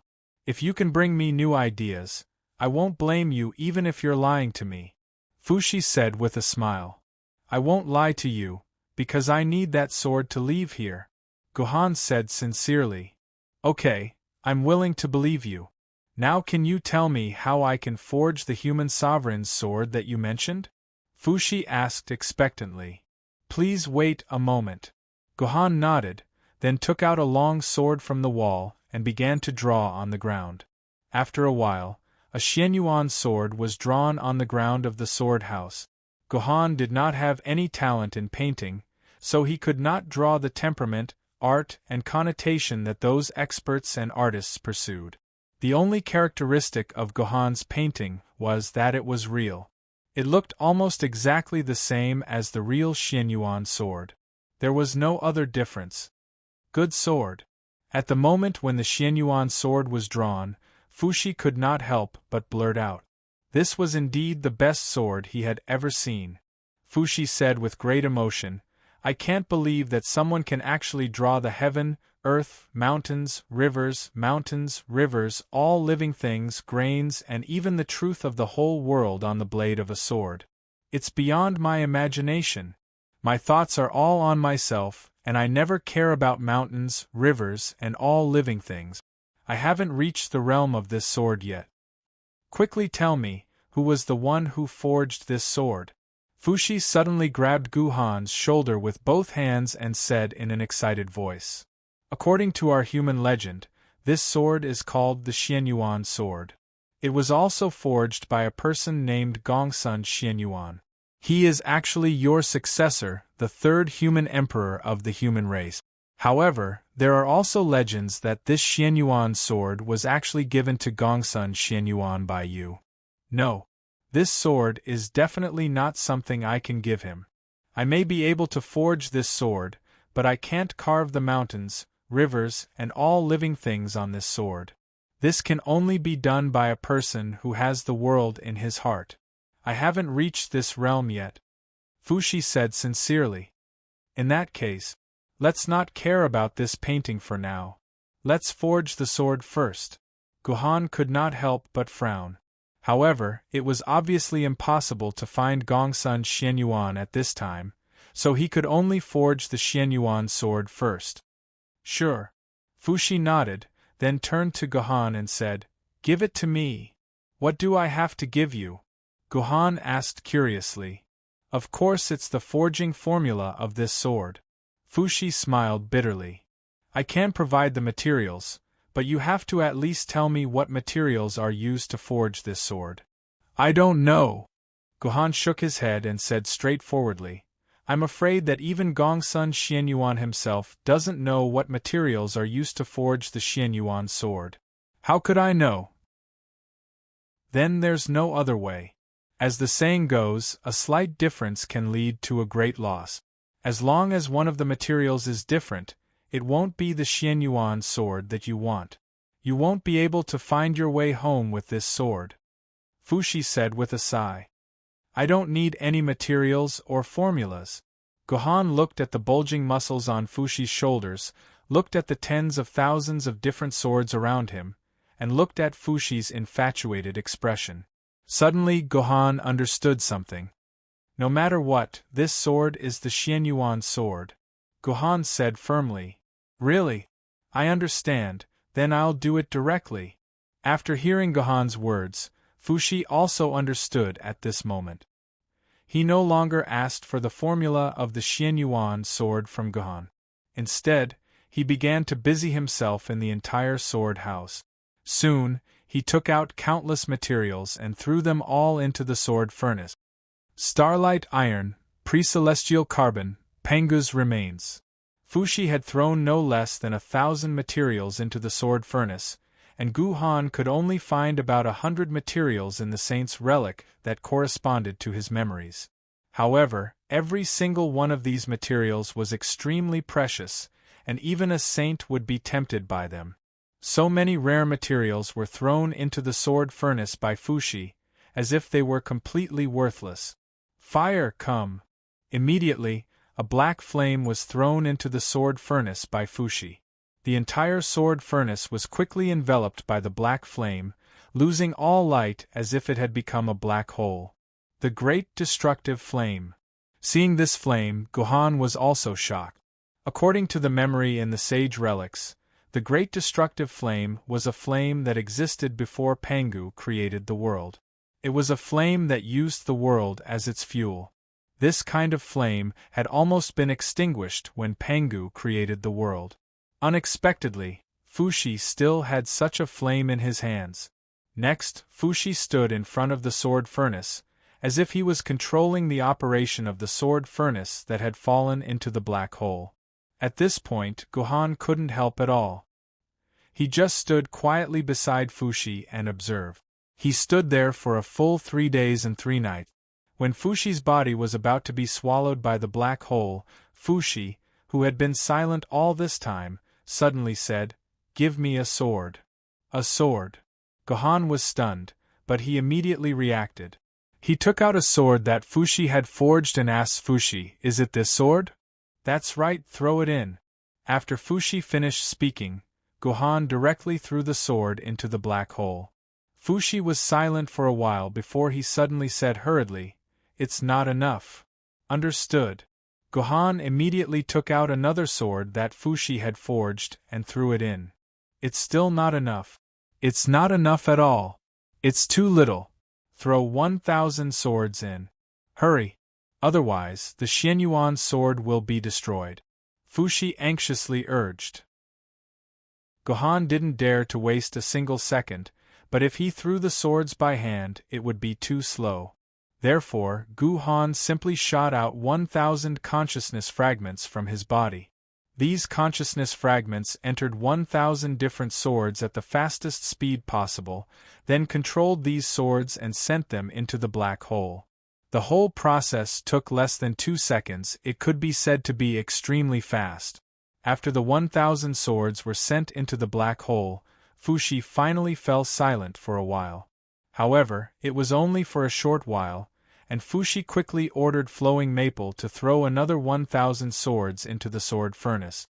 The materials needed to forge the Xianyuan sword had completely exceeded Fushi's expectations. Fushi continuously ordered Gohan to throw 1,000 swords into the black hole. Since Fushi was willing to do so, Gohan wouldn't be stingy either. As a result, when there were only a few swords left in Fushi's sword house, Fushi's black hole began to expand rapidly until it swallowed the entire sword house. In the absolute darkness, Gohan seemed to be able to see a familiar figure. Chapter 15-18. The existence of the black hole only lasted for a moment. The light quickly returned to the sword house, but the sword furnace and the tens of thousands of swords made by Fushi had disappeared. All that was left was a long sword floating quietly in front of Fushi. "I finally succeeded." Fushi let out a long sigh, and then fell to the ground powerlessly as if his bones had been pulled out. At the same time, his original legs began to change rapidly, and finally turned into a dim snake tail. Fushi revealed his original body as an innate divine demon. "Is this the Xianyuan sword?" Gohan quietly looked at the newly born Xianyuan sword. The feeling this sword gave Gohan was somewhat similar, but also somewhat different. The similarity was because this sword looked exactly the same as the Xianyuan sword. Even the texture of the material was exactly the same. Gohan was almost sure that this sword was exactly the same as the Xianyuan sword in terms of material. The key difference was in temperament or spirituality. In this sword, Gohan could not feel the spirituality that once belonged to the Xianyuan sword, which was completely different from the 4 immortal killing swords. Although there was no consciousness of the Sword Lady in the 4 immortal killing swords at this time, Gohan knew at first glance that they were the 4 immortal killing swords of the future. However, the Xianyuan sword in front of him was different. Gohan did not find that familiar feeling. "Is there something wrong?" The weak Fushi also noticed the change in Gohan's expression and asked nervously. "Yes, it should be right, but the feeling is still different." Gohan hesitated for a moment and finally concluded. "Of course." Fushi breathed a sigh of relief when he heard Gohan's words. "Don't forget, the Shanha Sheiji was not painted before. I think before the Shanha Sheiji appeared, it was not the real Xianyuan sword, so you naturally couldn't feel that familiar feeling. Master, try to see if you can restore contact with Sister Xianyuan's sword first." The immortal trapping sword whispered in Gohan's ear. Gohan nodded. When he was about to grasp the Xianyuan sword, countless airflows suddenly rushed out of the void and began to collide in the whole sword house. It felt like countless panicked sparrows. What is this? Both Gohan and Fushi were startled by these air currents.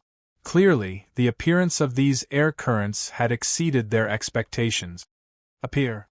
Fushi suddenly took out a cold mirror and shone it on the air current. Immediately, the image of swords appeared in the mirror. It seemed that the original form of these air currents were sword. Isn't this the sword I forged?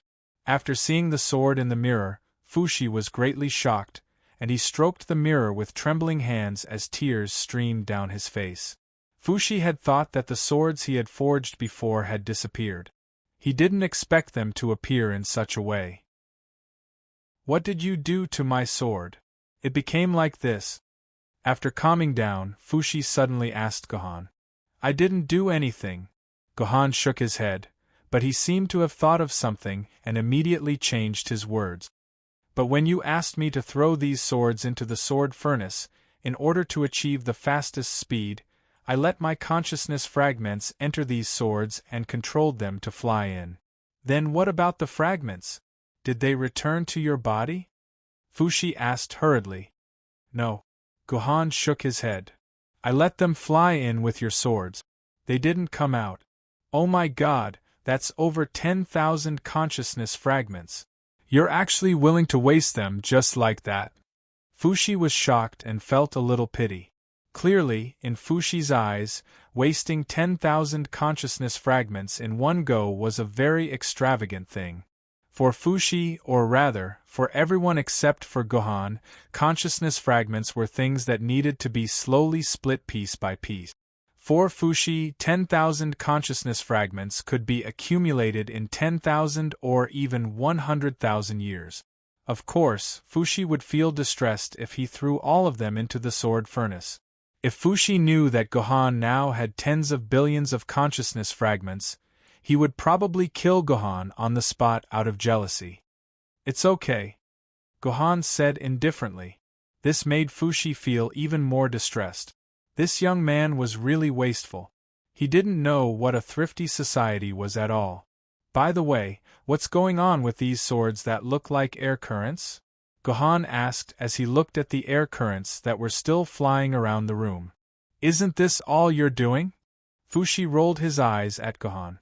You sent your consciousness fragments and my swords into the sword furnace together.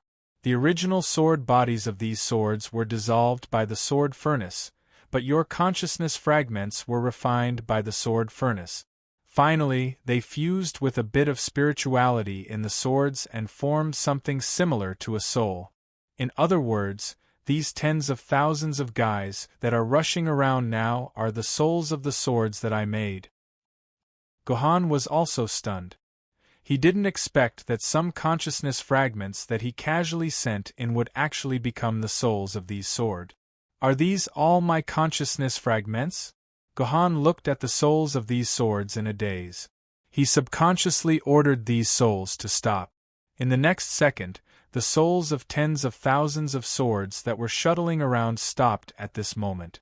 They floated quietly beside Gohan, as if they were ready to receive orders from Gohan at any time.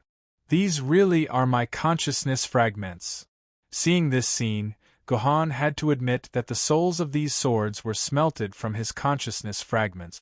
How should I deal with them? Gohan looked at the souls of these swords that were quietly waiting for his orders, and said in a daze. This depends on your intentions. You can keep them by your side. They are actually good attacking methods. At least, they are more than 10 times sharper than the sword chi in your hand. With them by your side, I'm afraid that no one in this world is your opponent except for the sages, including me and my sister. Fushi's words could be said to be extremely sincere and without any selfishness. Otherwise, Fushi would definitely strongly suggest that Gohan hand over the souls of these swords to him, or simply give them freedom. If these are all souls, then leaving them by my side is too pitiful. It's like having 10,000 prisoners. I won't be able to feel at ease for the rest of my life. Gohan felt the souls of these swords. Although they all came from Gohan's consciousness fragments, after being smelted by the sword furnace, Gohan could feel that they were no longer his clones. If an accurate comparison had to be made, the souls of these swords were more like Gohan's children, children born from Gohan's soul. For a real father, trapping his own child by his side and using him as a weapon was obviously something that he would never do. Therefore, Gohan quickly made a decision. He looked at the wall of the sword house and asked Fushi, "Your Majesty Fushi, do you mind if I open a window in your house?" "Do whatever you want," Fushi said with a bitter smile. "There's no need for my sword house to exist anymore. Do whatever you want. Let's go. I'll give you freedom." Gohan let out a long sigh. He directly pierced the immortal trapping sword in his hand into the wall of the sword house and opened a square gap. Then, the souls of these swords flew out of the gap under Gohan's command and finally disappeared into the endless sky, looking for their own freedom. After seeing the souls of these swords leave one after another, Gohan felt a little regretful. If they really stayed by his side, it would really be an unparalleled attack method in the world, even more powerful than the 100 million sword technique of the Lunyan family. However, after thinking that these were all things in the illusion and did not really exist, the regret disappeared without a trace. "You can start drawing now." Fushi and Gohan focused their attention on the Xianyuan sword again. Fushi pointed at the two sides of the Xianyuan sword and said to Gohan, "You can draw the Shanha Sheiji on it." "Me?" Fushi's words stunned Gohan. "Who else could it be other than you? Aren't you the only one in the untainted land who can draw the Shanha Sheiji?" Fushi said with a smile. "But I can't draw," Gohan said with his head lowered. "No, you draw very well. If you don't believe me, you can look at the painting under your feet. I can't draw the soul of the sword or the soul of the Shanha Sheiji. The Shanha Sheiji doesn't need a soul. The Shanha Sheiji is there. As long as you have the Shanha Sheiji in your heart, you can draw it. What if I don't have the Shanha Sheiji in my heart? That depends on you. If you have the burden of human beings on your shoulders, then the Shanha Sheiji is in your heart. Ask yourself, why are you here, and why do you want me to forge a human sovereign's sword for you? I understand. I'll draw it." Gohan was finally convinced by Fushi. He decided to draw the Shanha Sheiji on the Xianyuan sword. However, the Xianyuan sword was too hard. Gohan tried many tools, but he couldn't leave any marks on the blade of the Xianyuan sword. In the end, under Fushi's reminder, Gohan took out the 4 immortal slaying swords. The tips of the 4 swords were all used on one point of the Xianyuan sword. Only then did he carve a light mark on the hard body of the Xianyuan sword. In the end, he carved an extremely spectacular Shanha Sheiji. "Gohan, you're too slow. I'm going crazy waiting for you. I'm really going crazy." When the last grain of rice was finished, the familiar voice finally sounded in Gohan's ears. It was the voice of the Xianyuan sword. However, in Gohan's ears, the voice sounded like it was crying. The Xianyuan sword was crying. This was something that Gohan had never encountered before. "Why are you crying?" Gohan suddenly asked in a daze. "Nonsense. I haven't seen a film in tens of millions of years. I can't wait," the Xianyuan sword said at the top of its voice. "All right, let's go home." Gohan's hand held the hilt of the Xianyuan sword. As he came into contact with the hilt of the Xianyuan sword, the broken sword house, Fushi, who had a face full of vicissitudes and a snake tail, and Nuwa, who was secretly peeping at the door, gradually faded in front of Gohan and finally disappeared completely. When Gohan sensed the entire world again, he had already returned to the dimensional rift, and there were 2 brand new girls standing beside Gohan. The memories came to an end. Chapter 15-19. I didn't expect so many things to happen in 20 years. It took Gohan 5 hours to tell Liuyan Ling all the things that had happened to him in the past 20 years. After listening to Gohan's narration, Liu Ling could not help but sigh. Of course, Gohan's story was cut. Of course, it was impossible for him to tell Liu Ling everything. Gohan simply mentioned many things, and Liu Ling naturally would not ask about these in detail. Everyone had their own secret. However, Gohan still told Liu Ling the reason for the emergence of the Great Destruction and the matter of Sect Master Tongtian. He did not hide anything on this point. After listening to Gohan's narration, Liu Ling could not help but sigh. It turns out that what the Great Ancestor said in the diary is true. I thought it was just the Great Ancestor's guess. Kanzu also knows these things? Gohan asked curiously after listening to Liu Ling's words. He doesn't know. It's just a guess, Liu Ling said with a wry smile. According to Liu Ling, Kanzu was also investigating the origin of the Great Destruction. In the end, through various clues, he also targeted Sect Master Tongtian. However, Kanzu's diary was only a guess based on these clues. There was never any concrete evidence to prove the identity of Sect Master Tongtian. Moreover, it was said that part of Kanzu's diary was lost. Kanzu's diary for the 5 years before his disappearance could not be found. According to the family records, these diaries did not disappear later because of the poor care of the descendant. Instead, they were carried by Kanzu and disappeared with Kanzu. By the way, you said that defeating 12 Zhu Wu is the key to your sage position. What's the matter with the sword seed of creation that Song Yifei mentioned? Did you use the sword seed of creation to restore my youth? Liu Ling suddenly thought of something. Like a machine gun, she could not wait to ask. It's not a big deal. It's just the embryonic form of the way of heaven. Gohan's words almost scared Liu Ling. The embryonic form of the way of heaven was actually gone. This was not a big deal. After Liu Ling asked in detail, she found out that the reason why Gohan wanted to fight with 12 Zhu Wu, who had condensed the real body of Pan Gu, was to obtain the flesh and will of the real body of Pan Gu, so that he could use the fragments of his consciousness to recreate the way of heaven. This part of the plan was actually very successful, but it was also very thrilling. On the verge of death, Gohan finally understood the true meaning of creation and life through his son Gu Fan. He combined the fragments of his consciousness with the flesh and blood of Pan Gu and gave birth to a sword seed.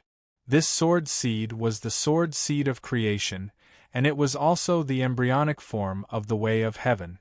When this seed grew up, it meant the rebirth of the way of heaven. As the father that gave birth to the way of heaven, Gohan would be able to see the way of heaven and become a sage the moment the way of heaven broke out of the soil and was reborn. However, what Gohan did not expect was that Liu Ling's body was already extremely bad. According to Gohan, Liu Ling was already at the last moment of her life. If Gohan did not help, Liu Ling would have no choice but to ascend to heaven. If it was an ordinary problem, Gohan could just use the fragments of his consciousness to recreate a new body for Liu Ling. He had already done this on Lu Shihua's body, so it was not a big deal to do it again. However, the problem was that Liu Ling's situation was completely different from Lu Shihua's. Although Lu Shihua was only left with a head, he was still a young man.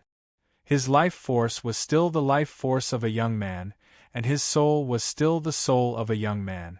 However, Liu Ling was different. In order to use the human Tao sword Maiden in her hands, Liu Ling used her lifespan as the price. This caused Liu Ling's soul to be like an old man who was about to die. This was something that could not be saved by any means. Even if Gohan had trillions of consciousness fragments, he could not save Liu Ling's life. However, the moment he saw the world creation sword seed in his body, Gohan knew that it was the only thing that could save Liu Ling. This was because the world creation sword seed represented the heavenly way and represented the power that could regenerate the heavenly way. It was a new power that came from the origin of the world. Only such power could allow Liu Ling to regain her life and save Liu Ling's extremely old soul. Therefore, Gohan used the world creation sword seed without hesitation. After knowing this, Liu Ling completely melted in Gohan's arms. She buried her head in Gohan's chest and said while crying, "You fool, you used such a precious world creation sword seed. What are you going to do in the future? If there's no heavenly way, won't you never be able to defeat sect leader Tong Tian? Won't I be the sinner of the entire human race? Won't we still die in the hands of sect leader Tong Tian in the future?" "That won't happen." Gohan gently stroked Liu Ling's shoulder and said, "If I can create the world creation sword seed once, I can create the second world creation sword seed. All I need is Panga's flesh and blood. I believe that there must be other Panga's flesh and blood in this world. By then, I can create another world creation sword seed." Liu Ling did not speak. She could feel the great confidence of the man beside her. This confidence made Liu Ling unable to say anything to refute. She chose to believe in Gohan. "Well, after being touched, let's get down to business. So many people are still dawdling in the ruins of Yuzhong City. Let's not stay here any longer. Let's go directly to Yanjing City." Gohan suddenly changed the topic. "That won't do." Liu Ling jumped up instinctively. She wiped away her tears and objected, "There are still hundreds of millions of people left in Yuzhong City. If these hundreds of millions of people move at the same time, what if the surrounding Yuan-ko attack us? We can't take care of all of them. We can only go to Yanjing City in batches." "That was before I woke up." Gohan smiled faintly as an unparalleled domineering aura emanated from his body. "Now that I'm awake, all of you Yuan-ko must obediently kneel before me." In a lush forest, countless Yuan-ko were hiding. 3 universe-level Yuan-ko were leading them. These 3 universe-level Yuan-ko were all Yuan-ko from the Western Beast Camp. They had gathered all their subordinates. There were about 30,000 to 40,000 Yuan-ko of various rank. Reporting to Holy Beast Great Sovereign, all the humans in Yuzhong City are moving. The stream of people stretches from one end of the horizon to the other. It's impossible to see the end. It seems like all the humans guarding Yuzhong City have come out. A vampire-like Yuan-ko said to the universe-level leader, "Yuan-ko. Ah. It seems like we can have a good meal this time. The humans are so stupid to move together." The Holy Beast was very excited when he heard the vampire's words. "That can't be right. These humans have always moved in small batches. They were always escorted by immortal sword-rank sword-bearers. We never had a chance to attack them. Why are they all moving now? I'm afraid there's a problem here." Another universe-class bandit said worriedly. "What problem could there be? Even if the humans have set up some kind of trap, I don't want to kill all the humans. We will sneak an attack at the edge of the formation and kill tens of thousands of humans in one go. Then, we will leave immediately. We will not stay for even a second. These humans have stretched the formation so long, and they don't even have 100,000 sword-bearers left. I heard that there are less than 30 sword-bearers at the immortal sword tier. They will not be able to protect such a long formation. As long as we move fast enough, we will definitely be able to kill to our heart's content before the human elites can react. However, I heard that there are now 2 more Emperor Sword-level sword wielders among the humans. One of them is extremely powerful and has killed many of his companions who are at the same level as him. Even the 12 Grand Sorcerers are no match for him. Won't we be sending ourselves to our deaths if we go? That's just a rumor. I heard from a guy in the Heavenly Court that the 12 ancestors of sorcery are so powerful that even the Heavenly Court can't defeat them. Moreover, they have the ability to condense the real body of Pangu. Anyway, they are very, very powerful and definitely not something that humans can resist. The reason why humans are still alive is because the 12 ancestral shamans didn't want the Heavenly Court to take advantage of the situation and attack them from behind. Therefore, humans are only lucky to have survived this time, the holy beast said disdainfully. Then it must be true that there are 2 more sword emperors. We saw the phenomenon when they ascended to the throne with our own eyes. It can't be wrong. 2 more is 2 more. If we can't beat them, we will run. If the 3 of us run with all our might, the Jiendi can't catch us. The holy beast's words finally convinced the other 2 Yuanko. After a brief discussion, the 3 of them decided to launch a surprise attack from the most secluded place.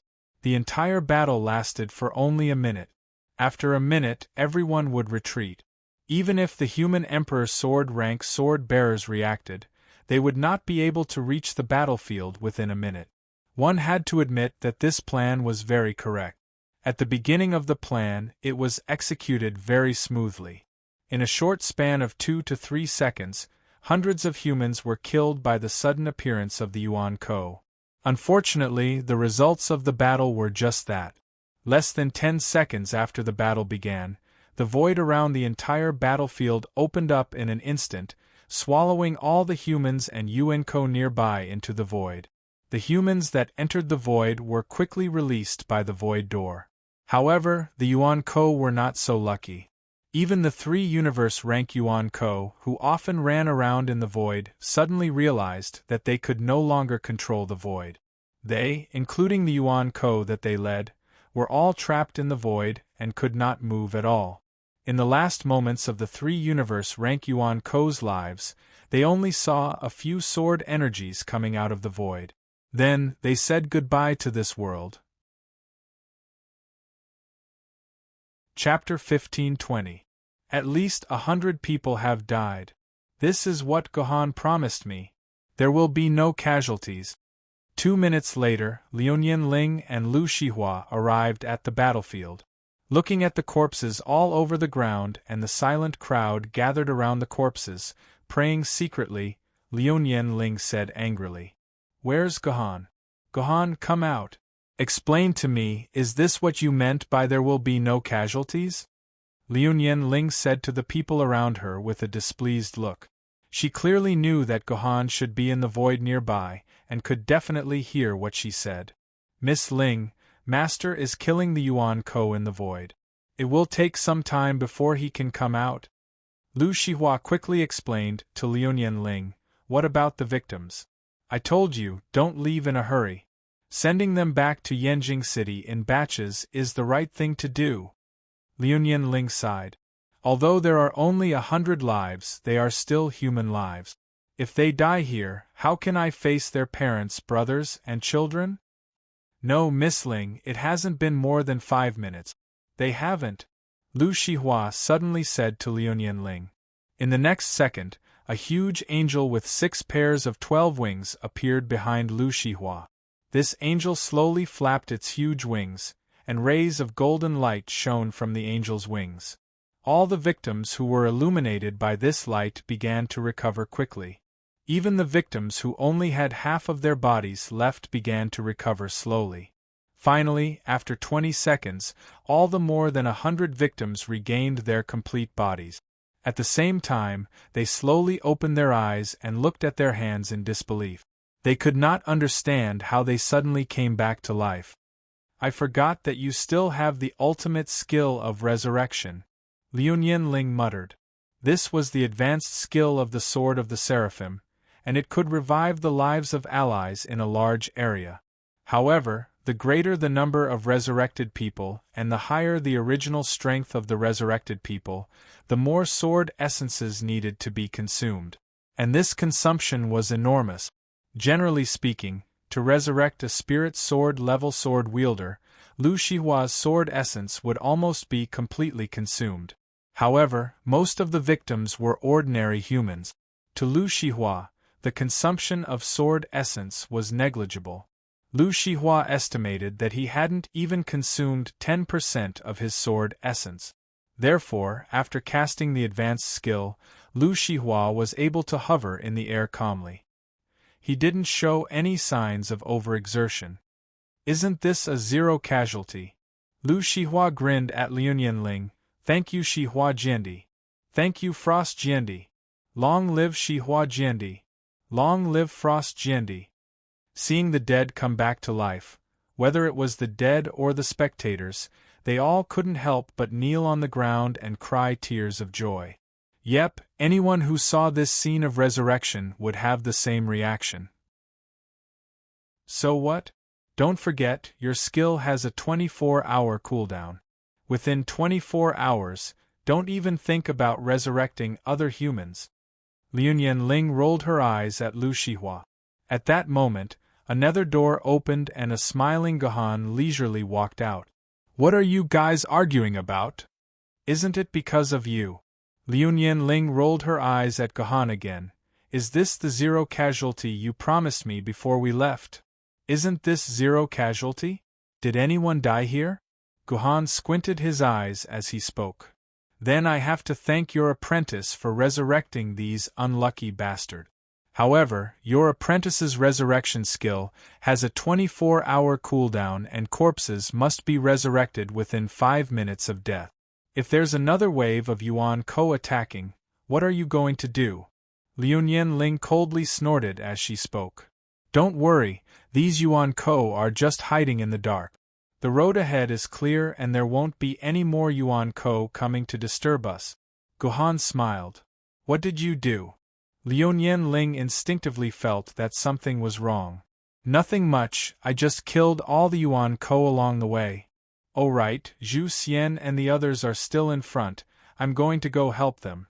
You and Shihua can continue to guard this place. Gohan smiled and disappeared into the nether. Just as Gohan had said, the road was clear.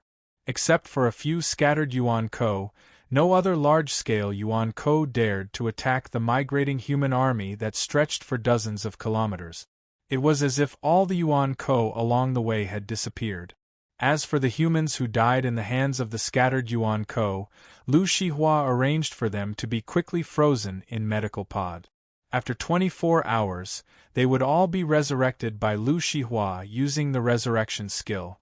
As for what had happened along the way, perhaps the humans weren't too clear about it, but all the Yuanko had spread the news. They said that there were 4 extremely terrifying sword ladies who held unrivaled longswords in their hand. They swept away thousands of enemies and slaughtered tens of thousands of miles away. Even the universe-level Yuanko couldn't take 3 moves from them. As for the prehistoric-level Yuanko, when they saw them, they immediately fled, not even wasting a minute. After more than 10 days, all the bandits along the way were either directly killed or fled from the vicinity of this road. In the end, after the human army spent a full 2 months to reach Yanjing City, the reality was just as Gohan had promised. Except for tens of thousands of people who died of old age during the migration, no humans died in the hands of Yuan Ko. Gohan really fulfilled his promise to Liu Ling, which was to lead the humans to complete the migration with 0 casualties. This also became the first time in human history that more than 100 million people had migrated at the same time without any casualties. Whether it was before or after this, no one had ever achieved such a record. It became a masterpiece in history. After 4 years of continuous migration, the humans finally returned to the starting point of Yanjing City. However, 2/3 of the total population had died, and they finally returned to the largest city in human history. These poor people didn't even have time to tidy up their fragile hearts. Under the organization of the reconstructed council and various administrative agencies, large-scale reconstruction began. Of course, the Sword Committee was also rebuilt during this period of time.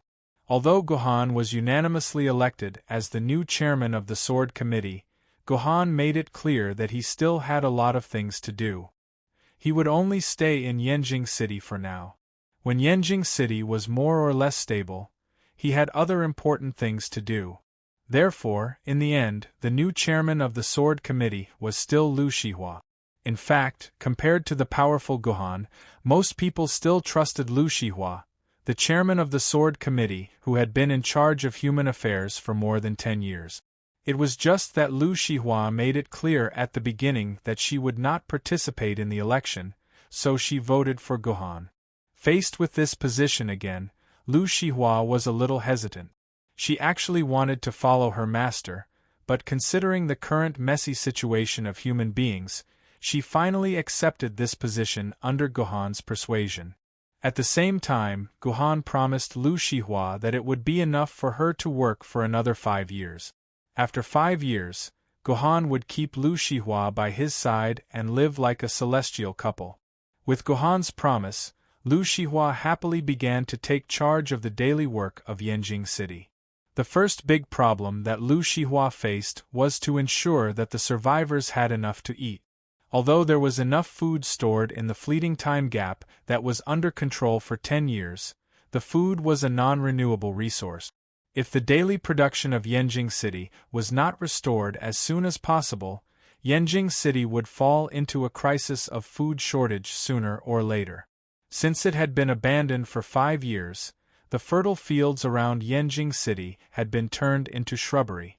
In the absence of large-scale construction machinery, Lu Shihua organized all the sword-bearers who were above the level of famous swords. They used their sword auras to help the farmers clear the land. Within 10 days, all the shrubbery growing on the fertile fields had been cleared. At the same time, a small team of sword-bearers was sent to clean up the nearby Yuan-Ko. Most of the survivors had become farmers. In the absence of agricultural machinery, they had to grow vegetables and rice by hand to ensure the most basic food supply. Secondly, they had to rebuild the 7th ring wall of Yanjing City that was destroyed by the 12 Zuwu. Only about 1/3 of the wall was left. Otherwise, without the protection of the wall, the people living in Yanjing City would not be able to sleep well. However, building the wall required a large amount of materials. Even if all the industrial equipment in Yanjing City was complete, it would still take about 10 years to prepare the materials. However, more than 70% of the industrial area in Yanjing City had been destroyed. It was obvious that they could no longer produce the materials needed to build the wall. Fortunately, Yanjing City did not only have the 7th ring wall. Yanjing City also had the 6th ring wall, the 5th ring wall, the 4th ring wall, and so on. Under Gohan's suggestion, Lu Shihua decisively decided to abolish the 6th ring wall, the 5th ring wall, and the 4th ring wall. He decided to build a Yanjing City that no longer had any wall inside the wall. He simply used all the materials from the remaining 6 walls to repair the 7th wall. With the help of a large number of survivors, the walls of Yanjing City were repaired at an astonishing speed. In the face of humanity's comprehensive reconstruction work, Yuan-Ko was naturally unwilling to let humanity stand up again. Therefore, under the leadership of the Heavenly Court and under the full support of the Fusang Demon Realm, Yuan-Ko began a large-scale gathering. This time, it was said that there were tens of millions of Yuan-Ko gathered. They were prepared to attack Yanjing City before it was completely repaired and kill a large number of humans. Even if they could not destroy humanity, they would make it impossible for humanity to raise their heads in the next 100 years. In fact, preparations for this battle had already begun as early as when the 12 Zuwu was killed. This was because they had to mobilize tens of millions of Yuan-Ko. At the same time, the 4 Yuan-Ko forces had to work together and work hard to gather the most powerful force to destroy all of humanity in one go. Therefore, when humanity began to carry out a large-scale migration, the main force of Yuan-Ko chose to watch from the sidelines. It was not until everything was ready that they finally revealed their sharp fangs to humanity. In this way, another large-scale battle around Yanjing City began. At this time, Gohan was not in Yanjing City. He was accompanying Song Yifei to find her master. Chapter 15:21. You. Master. Master. Seeing Song Yifei wailing in the ruins of Mingyuan City, Gohan did not know what to say. Perhaps the best thing to do at this time was to let Song Yifei continue to cry until she had vented all the grief in her heart. In fact, Gohan had long known that Mingyuan City had been destroyed. When he discovered that the black crystal was most likely sect leader Tongtian's divine sense, Gohan immediately rushed to Mingyuan City, intending to completely destroy the black crystal. By the time Gohan arrived, it was already too late. Mingyuan City had already been destroyed, and Sword Emperor Mingyuan had completely disappeared without a trace. There was no trace of his existence. However, Gohan did not tell Song Yifei about this, because he knew that once Song Yifei knew about this, she would immediately return to Mingyuan City, and Gohan would have to go to Yuzhong City to save her. In this case, Song Yifei, who had left his side, was likely to be in great danger. Therefore, Gohan finally decided to hide this from Song Yifei, or never told her that he had gone to Mingyuan City, and deliberately asked Song Yifei to accompany him. He had repeatedly dispelled Song Yifei's idea of returning to Mingyuan City to coordinate with the Nine Deaths' lifeless sword and ascend to the throne. It was not until the reconstruction of Yanjing City was on the right track and all the humans had successfully returned to Yanjing City that Song Yifei once again strongly requested to return to Mingyuan City that Gohan had no choice but to agree to her request. However, this time, Gohan accompanied Song Yifei to Mingyuan City and pretended that he had just discovered that Mingyuan City had been destroyed. Sure enough, when she saw that Mingyuan City had been completely destroyed and that there were only human skeletons left in the city, Song Yifei burst into tears and collapsed in an instant. As for Gohan, he silently waited by Song Yifei's side until Song Yifei's tears were about to dry before he gently hugged her body and let Song Yifei fall asleep in his embrace. "I want to avenge Master. Gohan, I want to avenge Master." After Song Yifei woke up again, she did not continue to cry, but she frantically shouted that she wanted to avenge her master. Seeing Song Yifei's crazy look, Gohan could not help but sigh and say, "Calm down, your master is probably not dead yet." "Gohan, what do you mean? My master is really not dead?" Song Yifei immediately became extremely happy when she heard this. She grabbed Gohan's arm and asked nervously. "Yes." Gohan nodded and said, "After all, your master is an Emperor sword wielder. After an Emperor sword wielder dies, they must ascend to the heavens. The entire China region can see the pillar of light that is produced when they ascend to the heavens. This hasn't changed in the past 1,000 years, so if your master dies, then there will definitely be a light pillar of ascension. But we didn't see such a pillar of light appear from the beginning to the end. Also, look at the scene. There are almost no signs of an intense fight. All the human corpses were crushed in an instant. However, the core of Mingyuan City, the Mingyuan Tower, is still in perfect condition. I have sensed it nearby, and there is no residual power of Jiandi's level. This means that your master did not fight with the culprit. It is very likely that she left the Mingyuan Tower and followed the culprit. I'm guessing that the reason why the culprit destroyed Mingyuan City was to obtain your master, and your master is extremely useful to the culprit. So, I'm guessing that the culprit hasn't killed your master yet, but wants to use her." Gohan analyzed calmly. This analysis made Song Yifei quickly calm down, and he was no longer in a crazy state.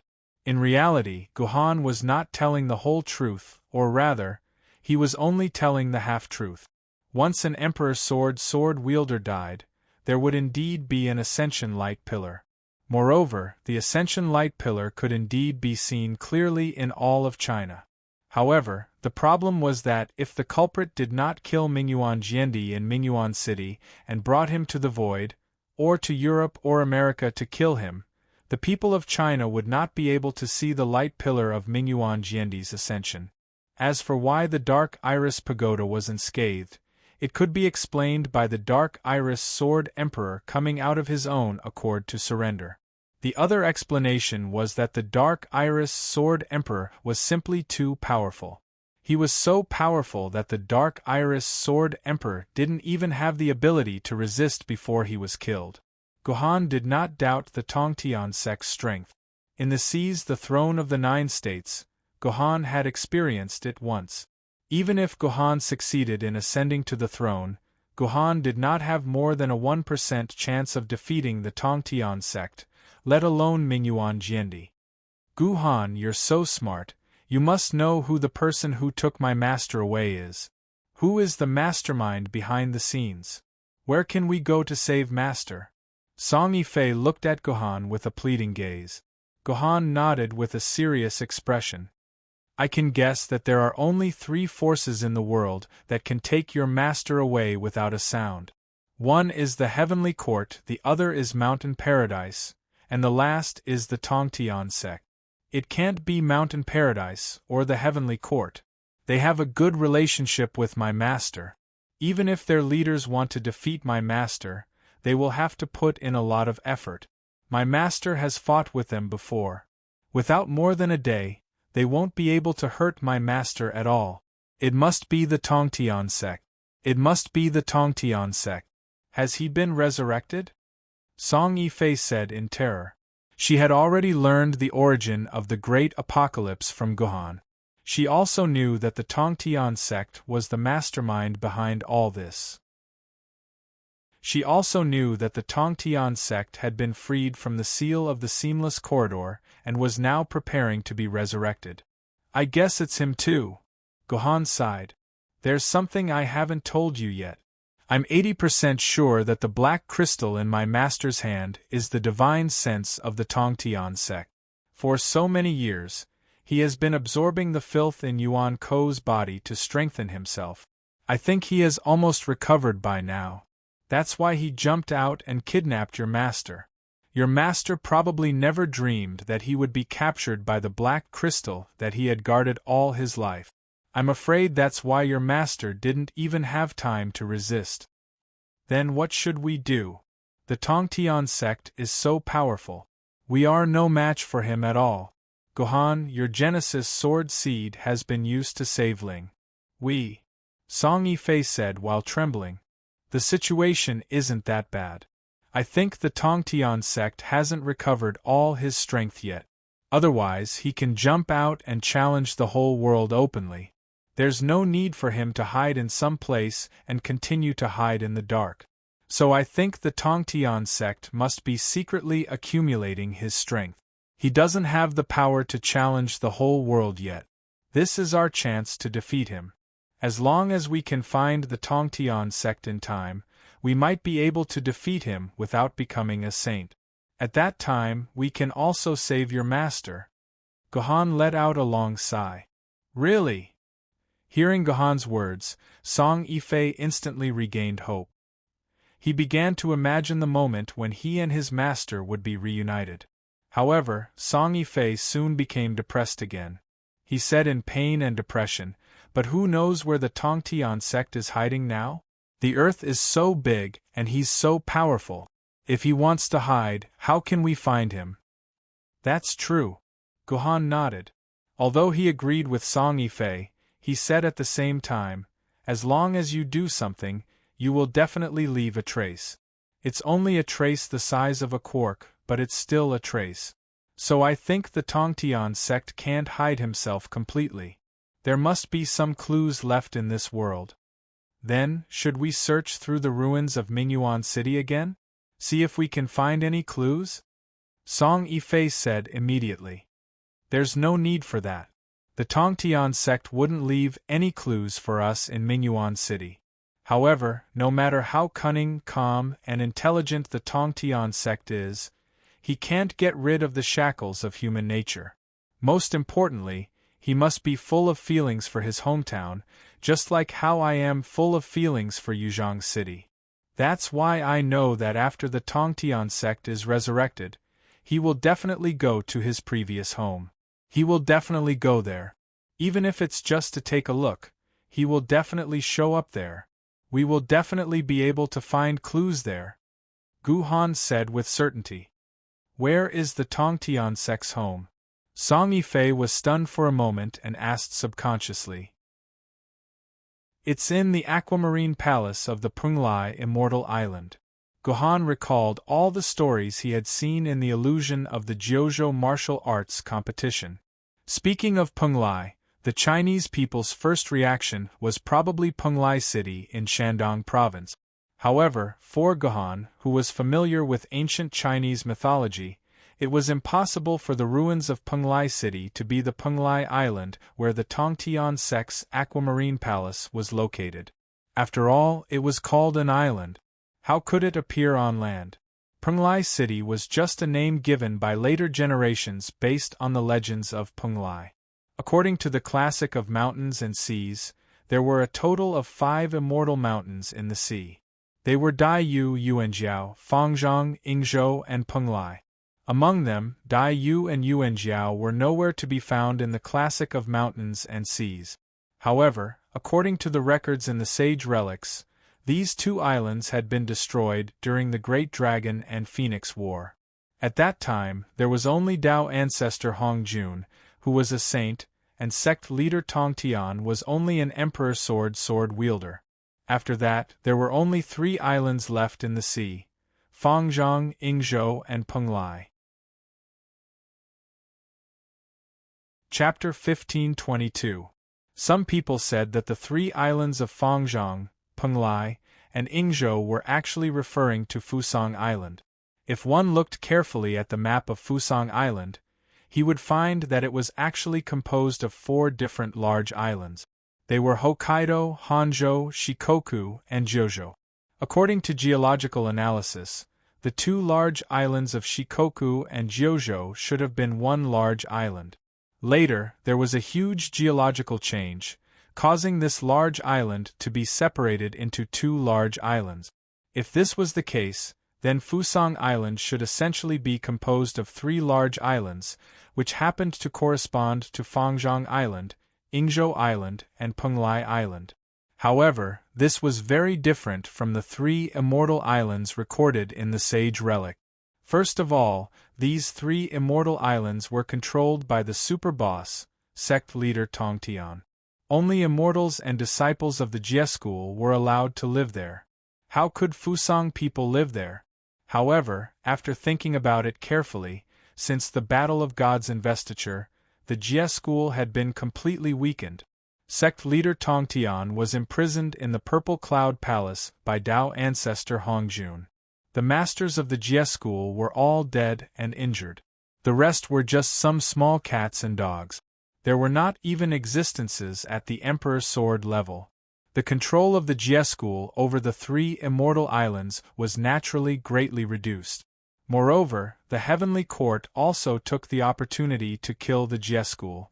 Therefore, it was not impossible for the 3 immortal islands to completely break away from the control of the Jie school and become a battlefield of slaughter. As for the records of the Fusang people in Yanhuang, it happened to appear after the end of the Zhou dynasty. Before that, there had never been any records of the Fusang people. If this was the case, then Fusang Island might really be formed by the 3 immortal islands. After all, these 3 immortal islands were the foundation of the Jie school. If one wanted to completely destroy the foundation of the Jie school, it would be a matter of course to destroy these 3 immortal islands and make them completely a barren land for mortals to live in.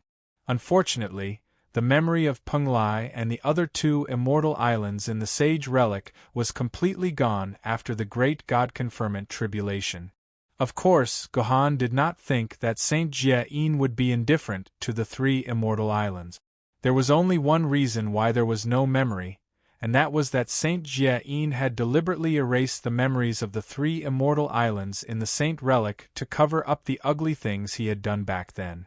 However, this was only Gohan's guess after all.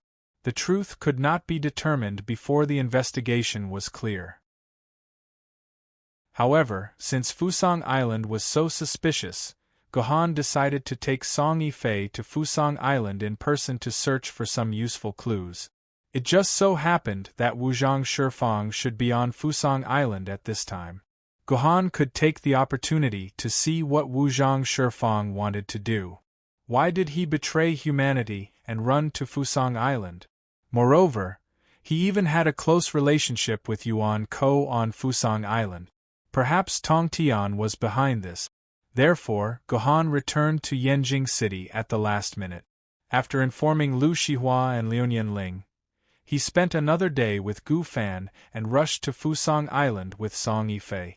Lu Shihua and Liuyan Ling originally wanted to set off with Gohan, but Gohan rejected them. The reason was quite simple. Yanjing City was now at a critical moment, and Lu Shihua and Liuyan Ling were the only two remaining Emperor sword wielders besides Gohan. If they did not guard Yanjing City, humanity would be in danger. Faced with Gohan's reason, Lu Shihua and Liuyan Ling could not refute it. They could only accept their fate and continue to stay in Yanjing City, silently watching Gohan and Song Yifei set foot on the territory of Fusang Island. If the three big islands of Fusang Island were to be compared to the three immortal islands in the sage's relic's memory, although there was a big difference in appearance, there was still a faint trace of similarity. Among them, the shape of Hokkaido was the most similar to Fangzhong Island. The shape of Jiuzhou and the four countries combined was similar to Yingzhou Island. The remaining Hanzhou Island was the most similar to Penglai Island. Hence, their target was Hanzhou Island. When Gohan was almost done explaining to Song Yifei, the two of them had already set foot on the land of Hanzhou Island. There are humans here. As soon as they set foot on the land of Hanzhou Island, Song Yifei could not help but exclaim. At that moment there were two children wearing simple clothes made of leaves. They were looking at Gohan and Song Yifei, who had suddenly walked out of the void, as well as the 12 sword women beside Gohan, in fear. Run! Quick, run! The strange people are here.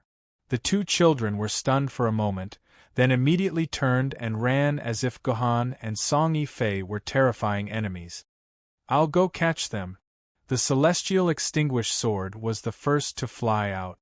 How could the two children outrun the celestial extinguished sword?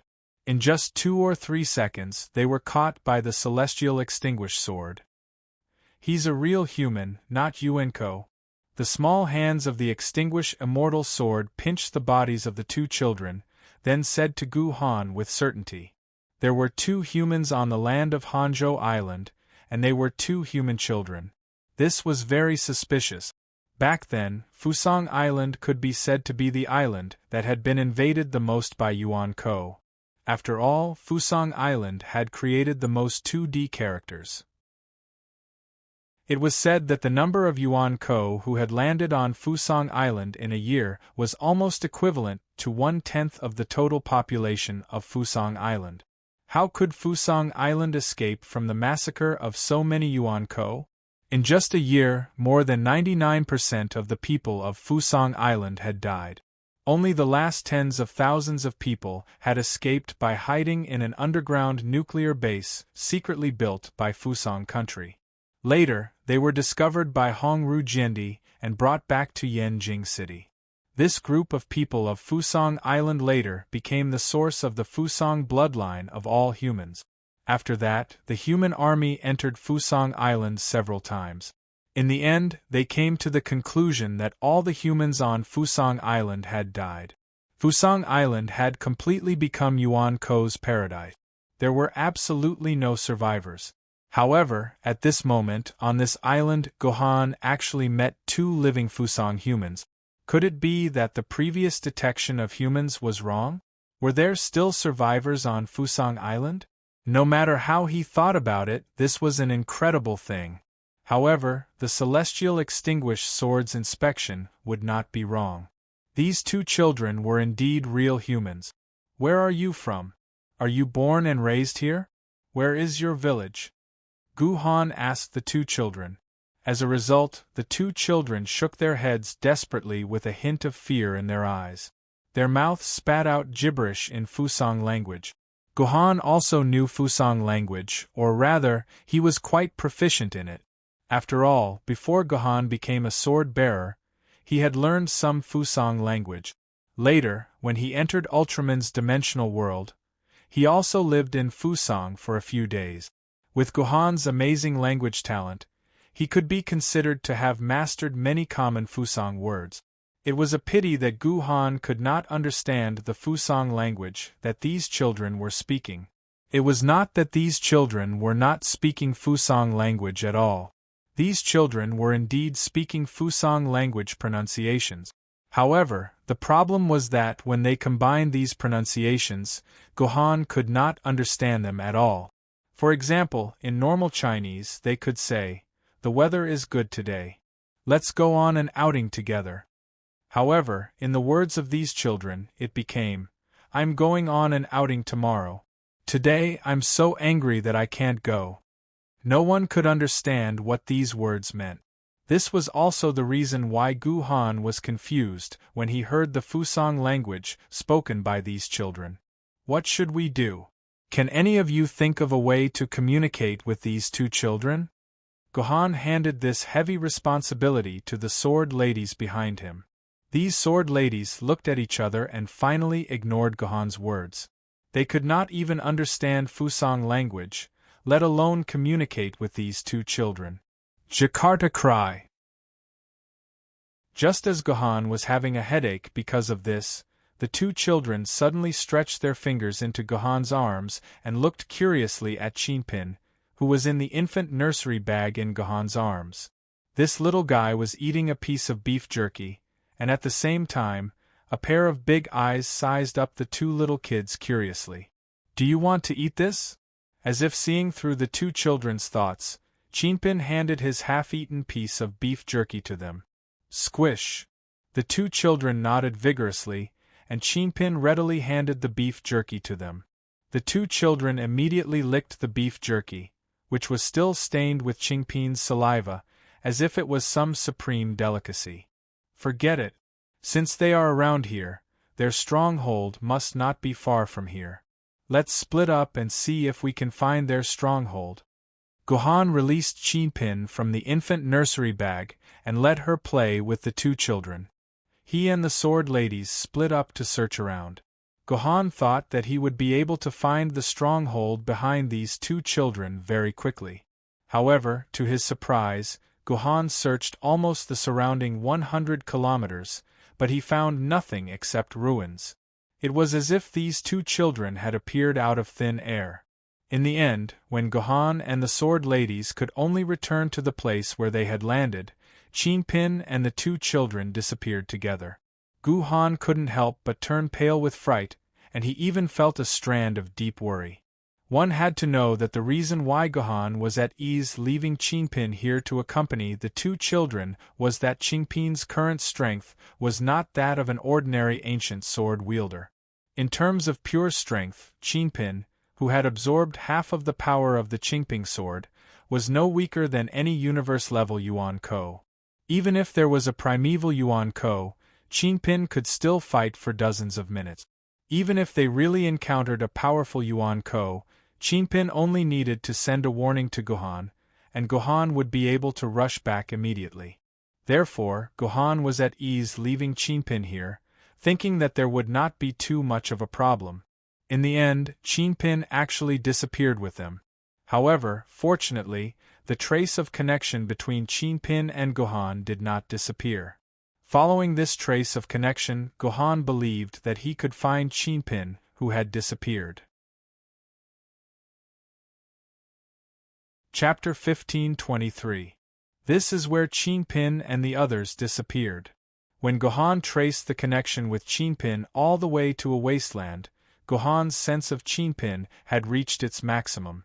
This also meant that this was where Chinpin was. However, the problem was that what appeared in front of Gohan was a barren stone forest. The ground was full of all kinds of gravel, and there was not even a tree. Beyond the gravel beach was an endless sea. This was a spacious area by the sea. The visibility conditions here were quite good. Therefore, Gohan could be very sure that there was absolutely no Chinpin within a radius of 10 miles. However, according to the sense between Gohan and Chinpin, Chinpin was indeed nearby. There was no doubt about it. While Gohan was still scratching his head for a while, Celestial Execution's sword was the first to mutter to itself, "Strange, this place feels so familiar." "Sister, you also have this feeling. I also feel that this place is very familiar, as if I have seen it somewhere before."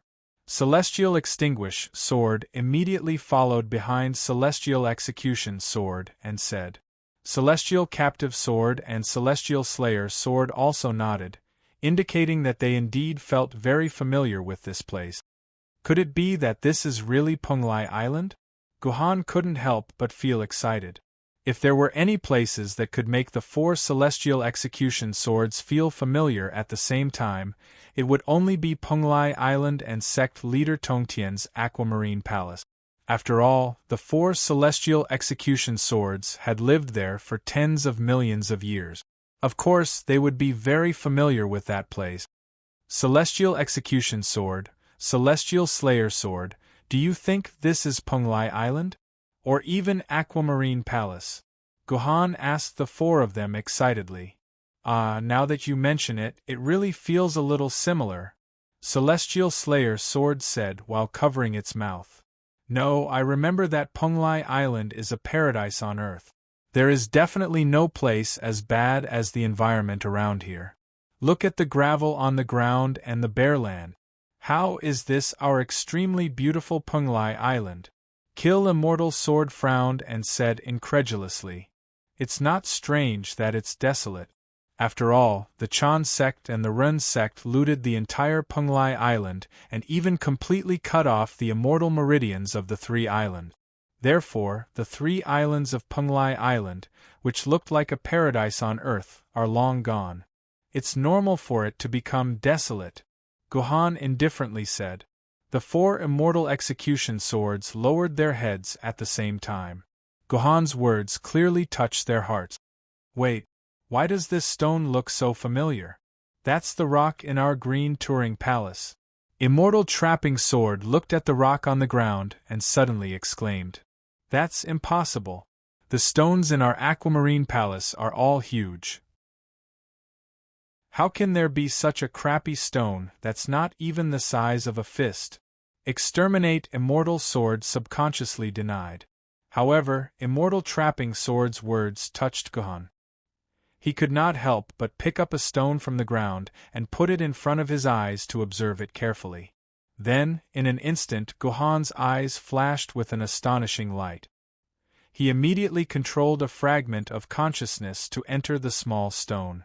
Then, his whole body began to tremble with excitement. Lady Immortal Trapping Sword, you're right.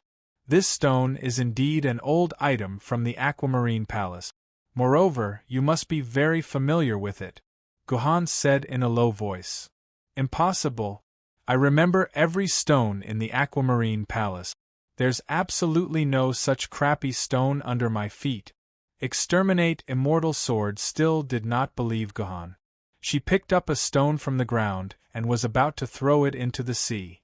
However, the moment she held the stone with both hands, she was completely stunned. No way. Could this stone be? Exterminate Immortal Sword's teeth chattered with excitement. It's the treasure-snatching rock. This stone is the treasure-snatching rock. Exterminate Immortal Sword tightly held the small stone in her hand and tried to speak in an indifferent tone. Impossible. Is this the legendary treasure-snatching rock? Isn't that a peerless and incomparably hard divine object in the world? It was used by Hong Jun ancestor to store primordial treasures. How could it have turned into gravel on the ground? Don't make fun of me. Xian Yuan's sword also picked up a stone from the ground. However, she could not sense anything about it. She only felt that it was an ordinary stone in her hand. This is the treasure-snatching rock. It can't be wrong. The 4 of us lived in this rock for millions of years. Later, the old master let us cultivate by his side. How could we be wrong about this stone? Exterminate Immortal Sword snatched the fragment of the treasure-snatching rock from Xian Yuan's sword's hand. She held it in her hand as if it was her home. Forget it. Since the moment I was born, I've never seen a treasure-snatching rock. It's normal that I don't recognize it. Whatever you say. Xian Yuan's sword spread out her hands and said indifferently. Extinguishing Immortal, when did you leave the treasure-snatching rock? Gu Han's heart skipped a beat and he asked the Extinguishing Immortal sword in a low voice. I don't remember the specifics. At that time, we closed our eyes and opened them for hundreds of thousands of years. How could I tell the exact time? However, I remember that when we left the treasure-snatching rock, the old master kept us by his side. Later, he took us to witness the scene of goddess Nviwa proving her Tao and becoming a sage. We will never forget that scene for the rest of our lives. Exterminate Immortal said with nostalgia. So you left the treasure-snatching rock before goddess Nviwa proved her Tao and became a sage and created the human tribe. Gohan's heart began to beat slightly. Do you remember why you left the treasure-snatching rock? Gohan asked again. Of course it was the old master who took us away. Exterminate Immortal Sword rolled her eyes at Gohan. Did you see sect leader Tong Tian the moment you left? Did he personally take you away from the treasure-snatching rock? Gohan asked. Of course, yes. Damn it. I don't remember. Sorry. It's been too long. I can't remember how we left. Sisters, do you remember? Exterminate Immortal Sword scratched her head. Unable to recall, she could only throw the question to the other sisters. I can't remember either. Exterminate Immortal Sword shook her head. Exterminate Immortal Sword followed suit. Only Immortal Trapping Sword's expression changed. Sister Immortal Trapping Sword? What about you? Do you remember? Exterminate Immortal Sword took the initiative to ask. None of you remember. How could I remember? Immortal Trapping Sword lowered her head and said. Come on, it seems that the four of us have completely forgotten. But Gohan, why are you asking about the past? Shouldn't we hurry up and find Chinpin? Exterminate Immortal Sword said impatiently. No need. I think I already know where Chinpin is. Gohan looked around and found the biggest stone in the stone forest. It was almost the size of a human body. Gohan placed both hands on the biggest stone. After sensing the world inside, he nodded and said, There's a sealed space here. It can only be opened with a special method. This should be a special method of the tribe of severity. I don't know how to do it. Do any of you know? A special method of the tribe of severity? Exterminate Immortal Sword was stunned. Then, she imitated Gohan and placed both hands on the stone. With just a slight touch, the celestial exterminating sword immediately reacted and said, F***CK, it really is our J-School's prime clear six directions great technique. I didn't think that after so many years, I would still be able to see such a pure technique. It's actually the six directions technique of severity. Exterminate Immortal Sword was moved. At the same time, seeing the curious expression in Gohan's eyes, it took the initiative to explain. The six directions technique of severity is a spell created by the old master. It's a spell specially used to seal alternate spaces.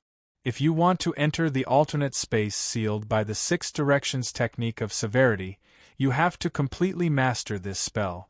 Then, you have to obtain a spiritual talisman passed down by the old master. Only then can you open the world sealed by this spell. It's absolutely impossible for an outsider to enter without these two conditions. Even a sage can't do it.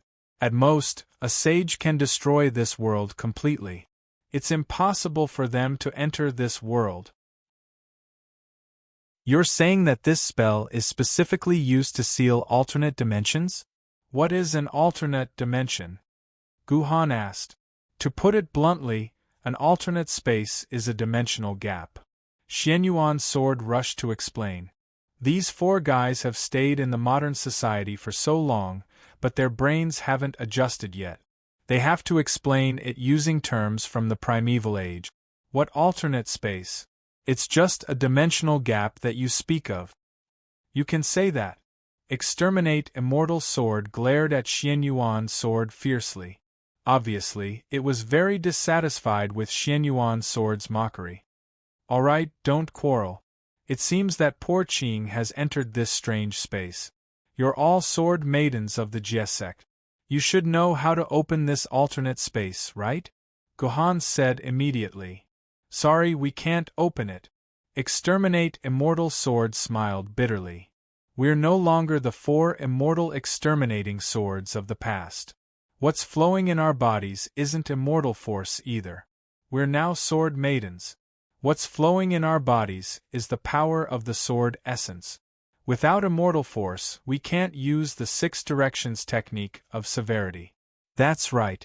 Using the prime clear 6 harmonies technique is only one of the conditions. The other condition is the talisman bestowed by the old master. The old master has never bestowed such a thing to us. Even if he did, all of the talismans would be destroyed when we go against the old ancestor. If we can't meet these 2 conditions, how can we enter this alternate space? Exterminate immortal sword concluded. Let's give it a try. If it doesn't work, we'll think of another way. Gohan's heart tightened. However, he still let exterminate immortal sword test it. I told you, if we can't meet these 2 conditions, we can't succeed even if we try. Although exterminate immortal sword muttered, it still gave face to Gohan. It placed its hand on the broken stone of the treasure-snatching rock, and began to operate and push the sword essence in its body according to the method of the 6 directions technique of severity. In the next second, a stream of clear chi shot out of the broken stone and gradually evolved into a door in the air. Chapter 1524. What the hell? How did we get in? When they officially stepped into the alternate space in the portal, the immortal extinguishing sword did not seem to have recovered from the shock just now and was still murmuring to itself. Could it be that sword essence and immortal force are interchangeable? The Xianyuan sword looked happy and immediately made a few hand gestures. Then, it shook its head helplessly and said, "It still doesn't work. Sword essence and immortal force are not interchangeable. I still can't use some immortal arts with sword essence. Maybe this 6 directions grand method of prime clear is a special case." The immortal extinguishing sword shook its head and said, "The key is where the spiritual talismans in our bodies come from. Without the spiritual talismans given by the old master, we can't come in at all. Maybe sect leader Tong Tian secretly planted spiritual talismans in your bodies, but you just don't know it." Gohan clapped his hands and said, "Well, now is not the time to worry about these problems. I have already felt that Qin Pin is in this alternate space. When we explore this alternate space clearly, we will probably understand the whole story. Okay, let's go now." The immortal extinguishing sword cheered. When it was ready to fly out, its body turned into a light and returned to the scabbard of Gohan. Not only the immortal extinguishing sword, but the other sword ladies were also directly put into the scabbard by Gohan and then into the dimensional pocket. In the end, Gohan simply put all his clothes into the dimensional pocket, completely exposing himself naked. "Wow, Gohan, what are you doing? Pervert!" Gohan's behavior shocked Song Yifei, who immediately wanted to cover his eyes, but at the same time, he secretly observed Gohan with his 2 pupils. "Quickly take off your clothes and put on this," Gohan said in Song Yifei's ear. At the same time, he plucked a few huge banana leaves from a nearby tree and put them in Song Yifei's hand. At the same time, he wrapped his lower body with a banana leaf to ensure that the most important part of his body would not be exposed. "What the hell do you want?" Although Song Yifei did not understand why Gohan would do this, he acted quickly. Due to her trust in Gohan and the fact that she already had a physical relationship with Gohan, Song Yifei simply took off her clothes. At the same time, she learned from Gohan to protect the important parts of her body with banana leaves. "It was Qin Pin who told me. She asked me to hide my identity and pretend to be the same as the people here." Gohan took the initiative to explain when he saw that Song Yifei had already worn the leaves. "That's right, this is still not enough. We still don't look like the people here." Gohan pulled his hand behind him and pulled out 2 fellows who were hiding in the bushes at the side. These 2 guys looked at Gohan and Song Yifei with extreme fear in their eyes. Their limbs were constantly struggling, trying to escape from Gohan's control. But how could these 2 guys do this? They were like chickens in a snakeskin bag. They were just struggling in vain. Gohan's eyes glanced at the two guys who were struggling, then he grabbed a handful of soil from the roadside and rubbed it directly on his body.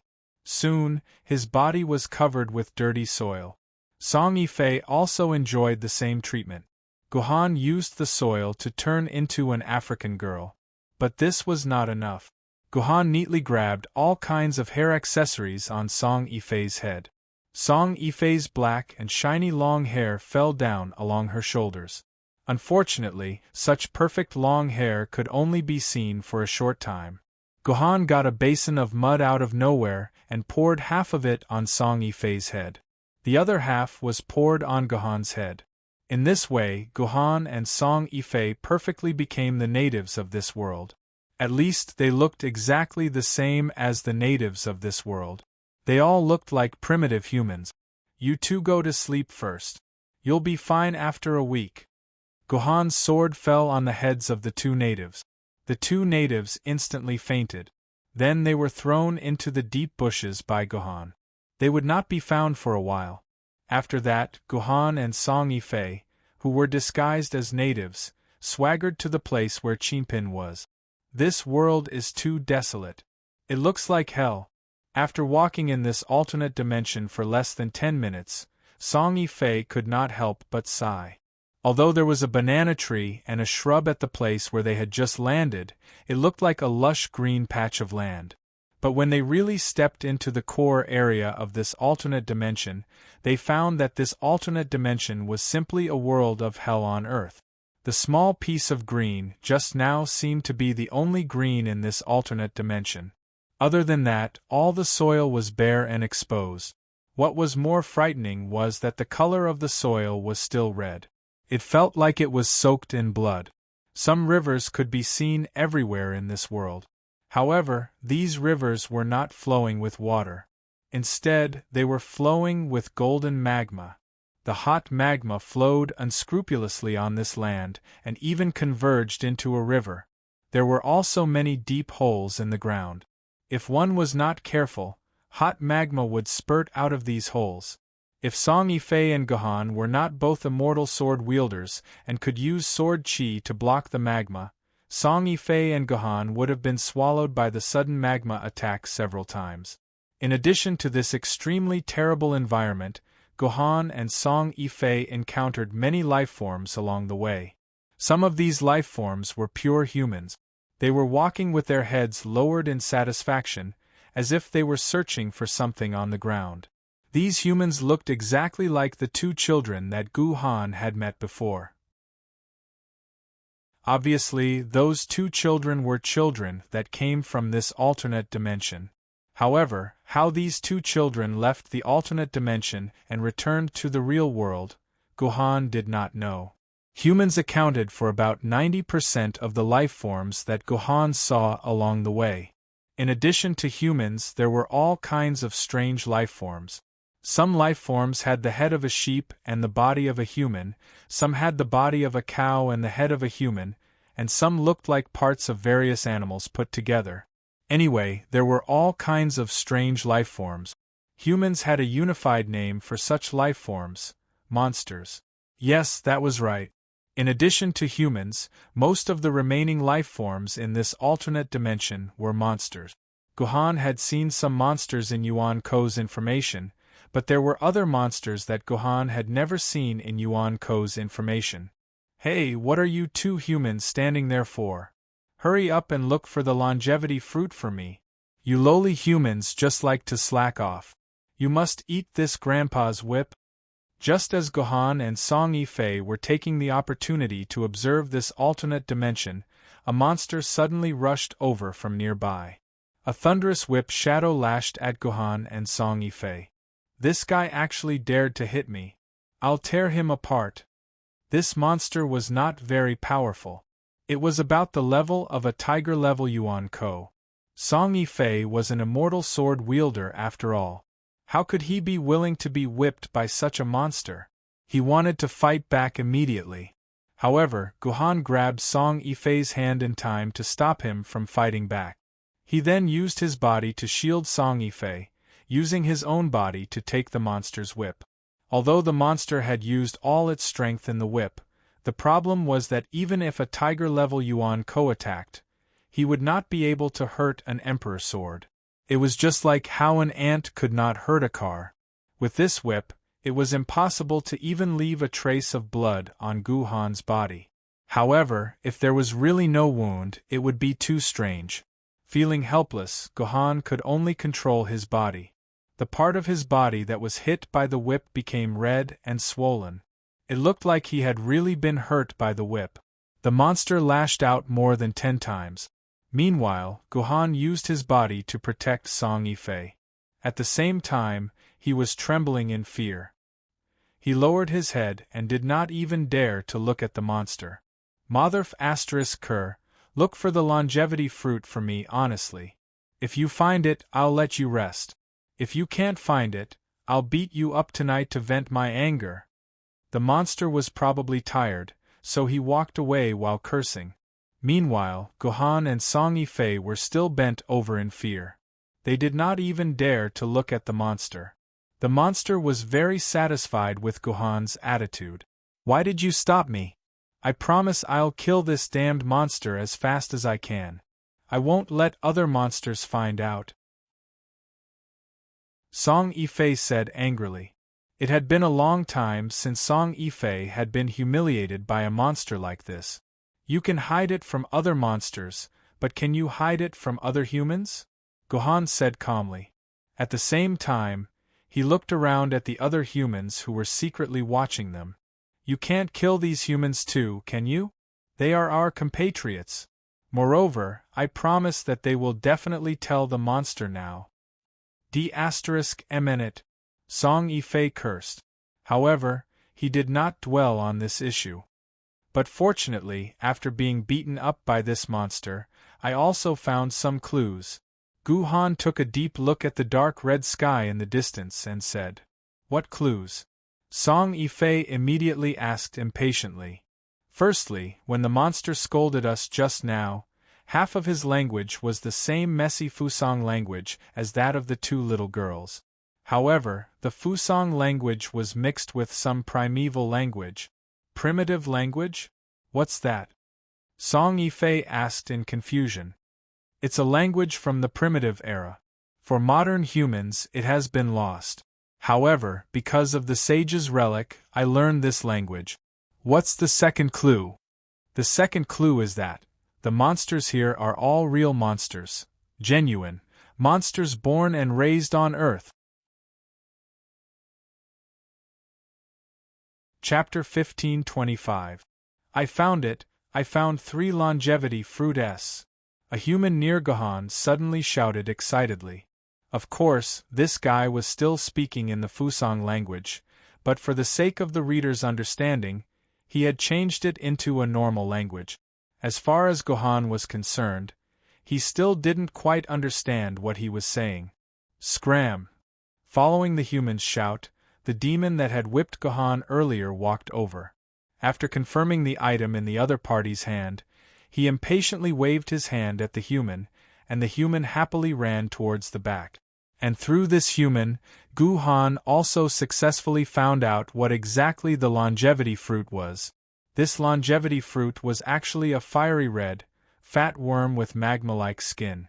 Yes, this thing with the extremely auspicious name of the longevity fruit was actually a huge worm that was constantly twisting its body, causing Song Yifei, who saw it for the first time, to feel extremely disgusted. What do these demons want these insects for? After feeling disgusted, Song Yifei asked Gohan curiously. What else can I do? Of course it's to eat. Gohan said indifferently. That thing can actually be eaten. Song Yifei was shocked by Gohan's words, and immediately felt even more disgusted in his heart.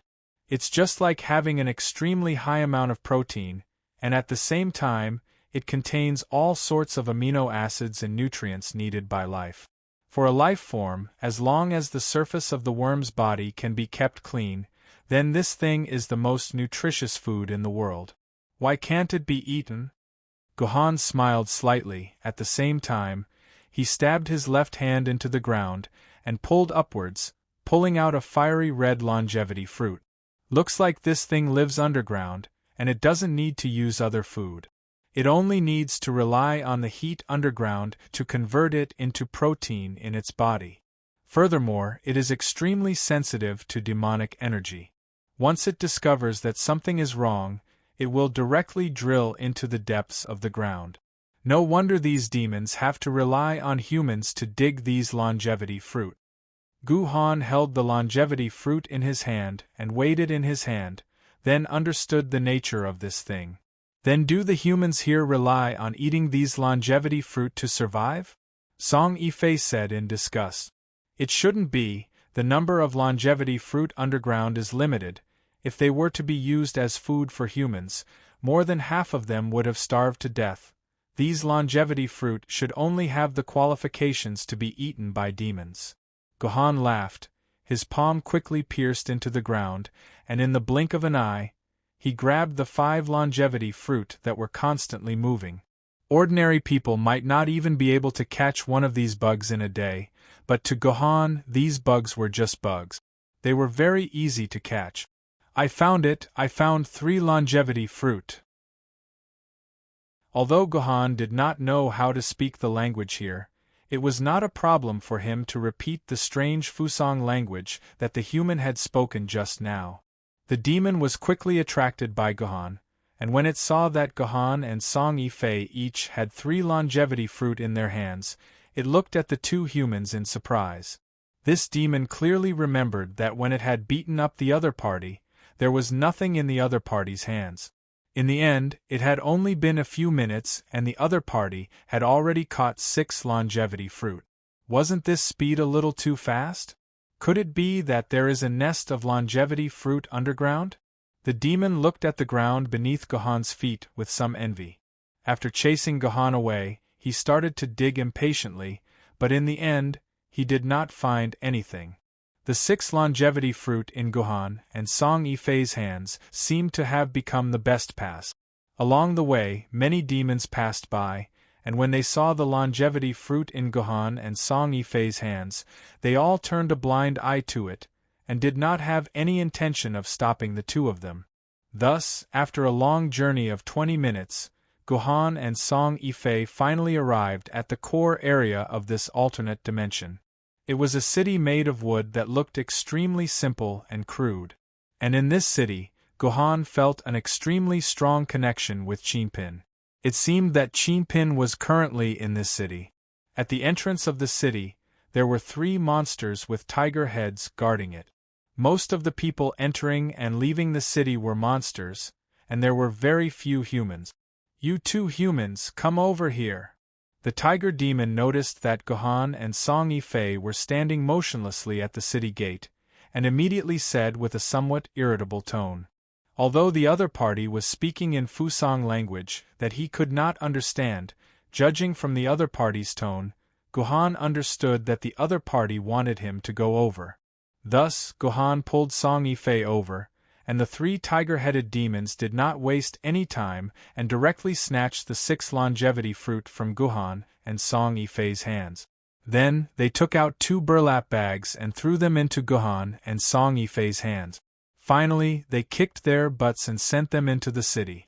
I must kill this demon later. He actually dared to kick my butt. Song Yifei touched his but that was only wrapped in leaves and said while gritting his teeth, "Leave this to me. I will personally kill him. He actually dared to kick my woman's butt. He must die." Guhan said indifferently, while Song Yifei's heart instantly surged with a sense of shyness. "By the way, what's in this cloth bag?" Song Yifei took out the burlap bag that the demon had thrown at him. Opening the burlap bag, he discovered that there was actually a black pill inside. It looked like a melissa. This seems to be a collection of energy. Guhan felt the thing inside the melissa and finally said, "Energy collection? What is this thing?" Song Yifei asked in confusion. "You can think of it as something that has been refined a step further from the nutrient solution." Guhan laughed. If such a pill were to be eaten, it would probably be equivalent to 4 to 5 days of energy. This kind of pill is probably the food of this world's humans. "Forget it, I can't eat this thing anyway. It's disgusting to look at it. Song Yifei casually wanted to throw the pill away, but in the end, Gohan reacted quickly and took the pill back into his hand. He stuffed it into his linen pocket and said, "Don't throw it away, there might be other uses for it." "I don't care. Since you already know the location of the poor, let's go and save her. I don't want to stay in this damned place for a second longer." Song Yifei said somewhat irritably, "We must quickly find out where the Tongtian sect leader is hiding and then save Master. We don't have time to waste here." "Don't worry, Qinpin told me that she's very safe here. Let's first figure out what's going on here," Gohan said with a smile.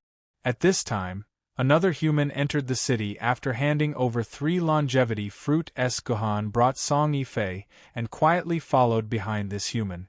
Through this tracking, he discovered that the position of humans in this city was rather pitiful. Those demons were all walking in the middle of the main road, and as humans, they could only stick to the base of the wall, bend their backs, and walk forward while trembling. He didn't even dare to look directly at the demons in the middle of the road. His status was even worse than that of a slave. Although there were many houses in this city, some of them were houses and some were shops. However, as the human walked, he didn't dare to approach a single house. He only let out a long sigh of relief when he arrived at an extremely remote place in the city, and arrived in front of a house that was even more dilapidated than all the houses in the city. It was as if he had been freed in an instant, and directly entered the house. Gohan and Song Yifei naturally followed behind the human and walked in together. After entering, he discovered that this seemed to be a place where he could eat and stay at the same time. However, the conditions were very simple and crude. The place to eat was just a long table, and the place to stay was a simple thatched bed. After the human went in, he carefully scraped off a small piece of his pill and handed it to a woman who looked like a boss. He swallowed the rest of the pill in one gulp, then fell onto the bed without washing his face or feet, and instantly fell asleep. In fact, most of the humans in the thatched hut were sleeping soundly, and there were very few humans who were awake. "Hey, pay up!" Perhaps it was because the sentence was very short, but Gohan could understand the lady boss's Fusang language. "Here you go, no need to keep the change." Gohan was not willing to be like the human just now, who carefully cut off a small piece of the pill as payment. He directly threw the pill in his hand to the lady boss. What surprised Gohan was that after the lady boss saw Gohan throw a whole pill at her, she immediately became extremely vigilant. She carefully looked around, and after confirming that there were no monsters nearby, she quietly opened the door behind her, then waved to Gohan, motioning for Gohan and Song Yifei to come in. "What does this feel like? It's like a spy meeting," Song Yifei complained. But as the saying goes, the skilled are bold. Song Yifei did not think that there was anything in this city that could stop him and Gohan, so he simply took Gohan's hand and walked into the small room that the lady boss opened. After sending Gohan and Song Yifei in, the lady boss immediately closed the door of the small room, pretending to be lazy and idle again, and looked at everyone who passed by outside the door. You're tuning in to the Phoenix Knights YouTube channel. Don't forget to subscribe and join us on this journey to catch the most captivating stories.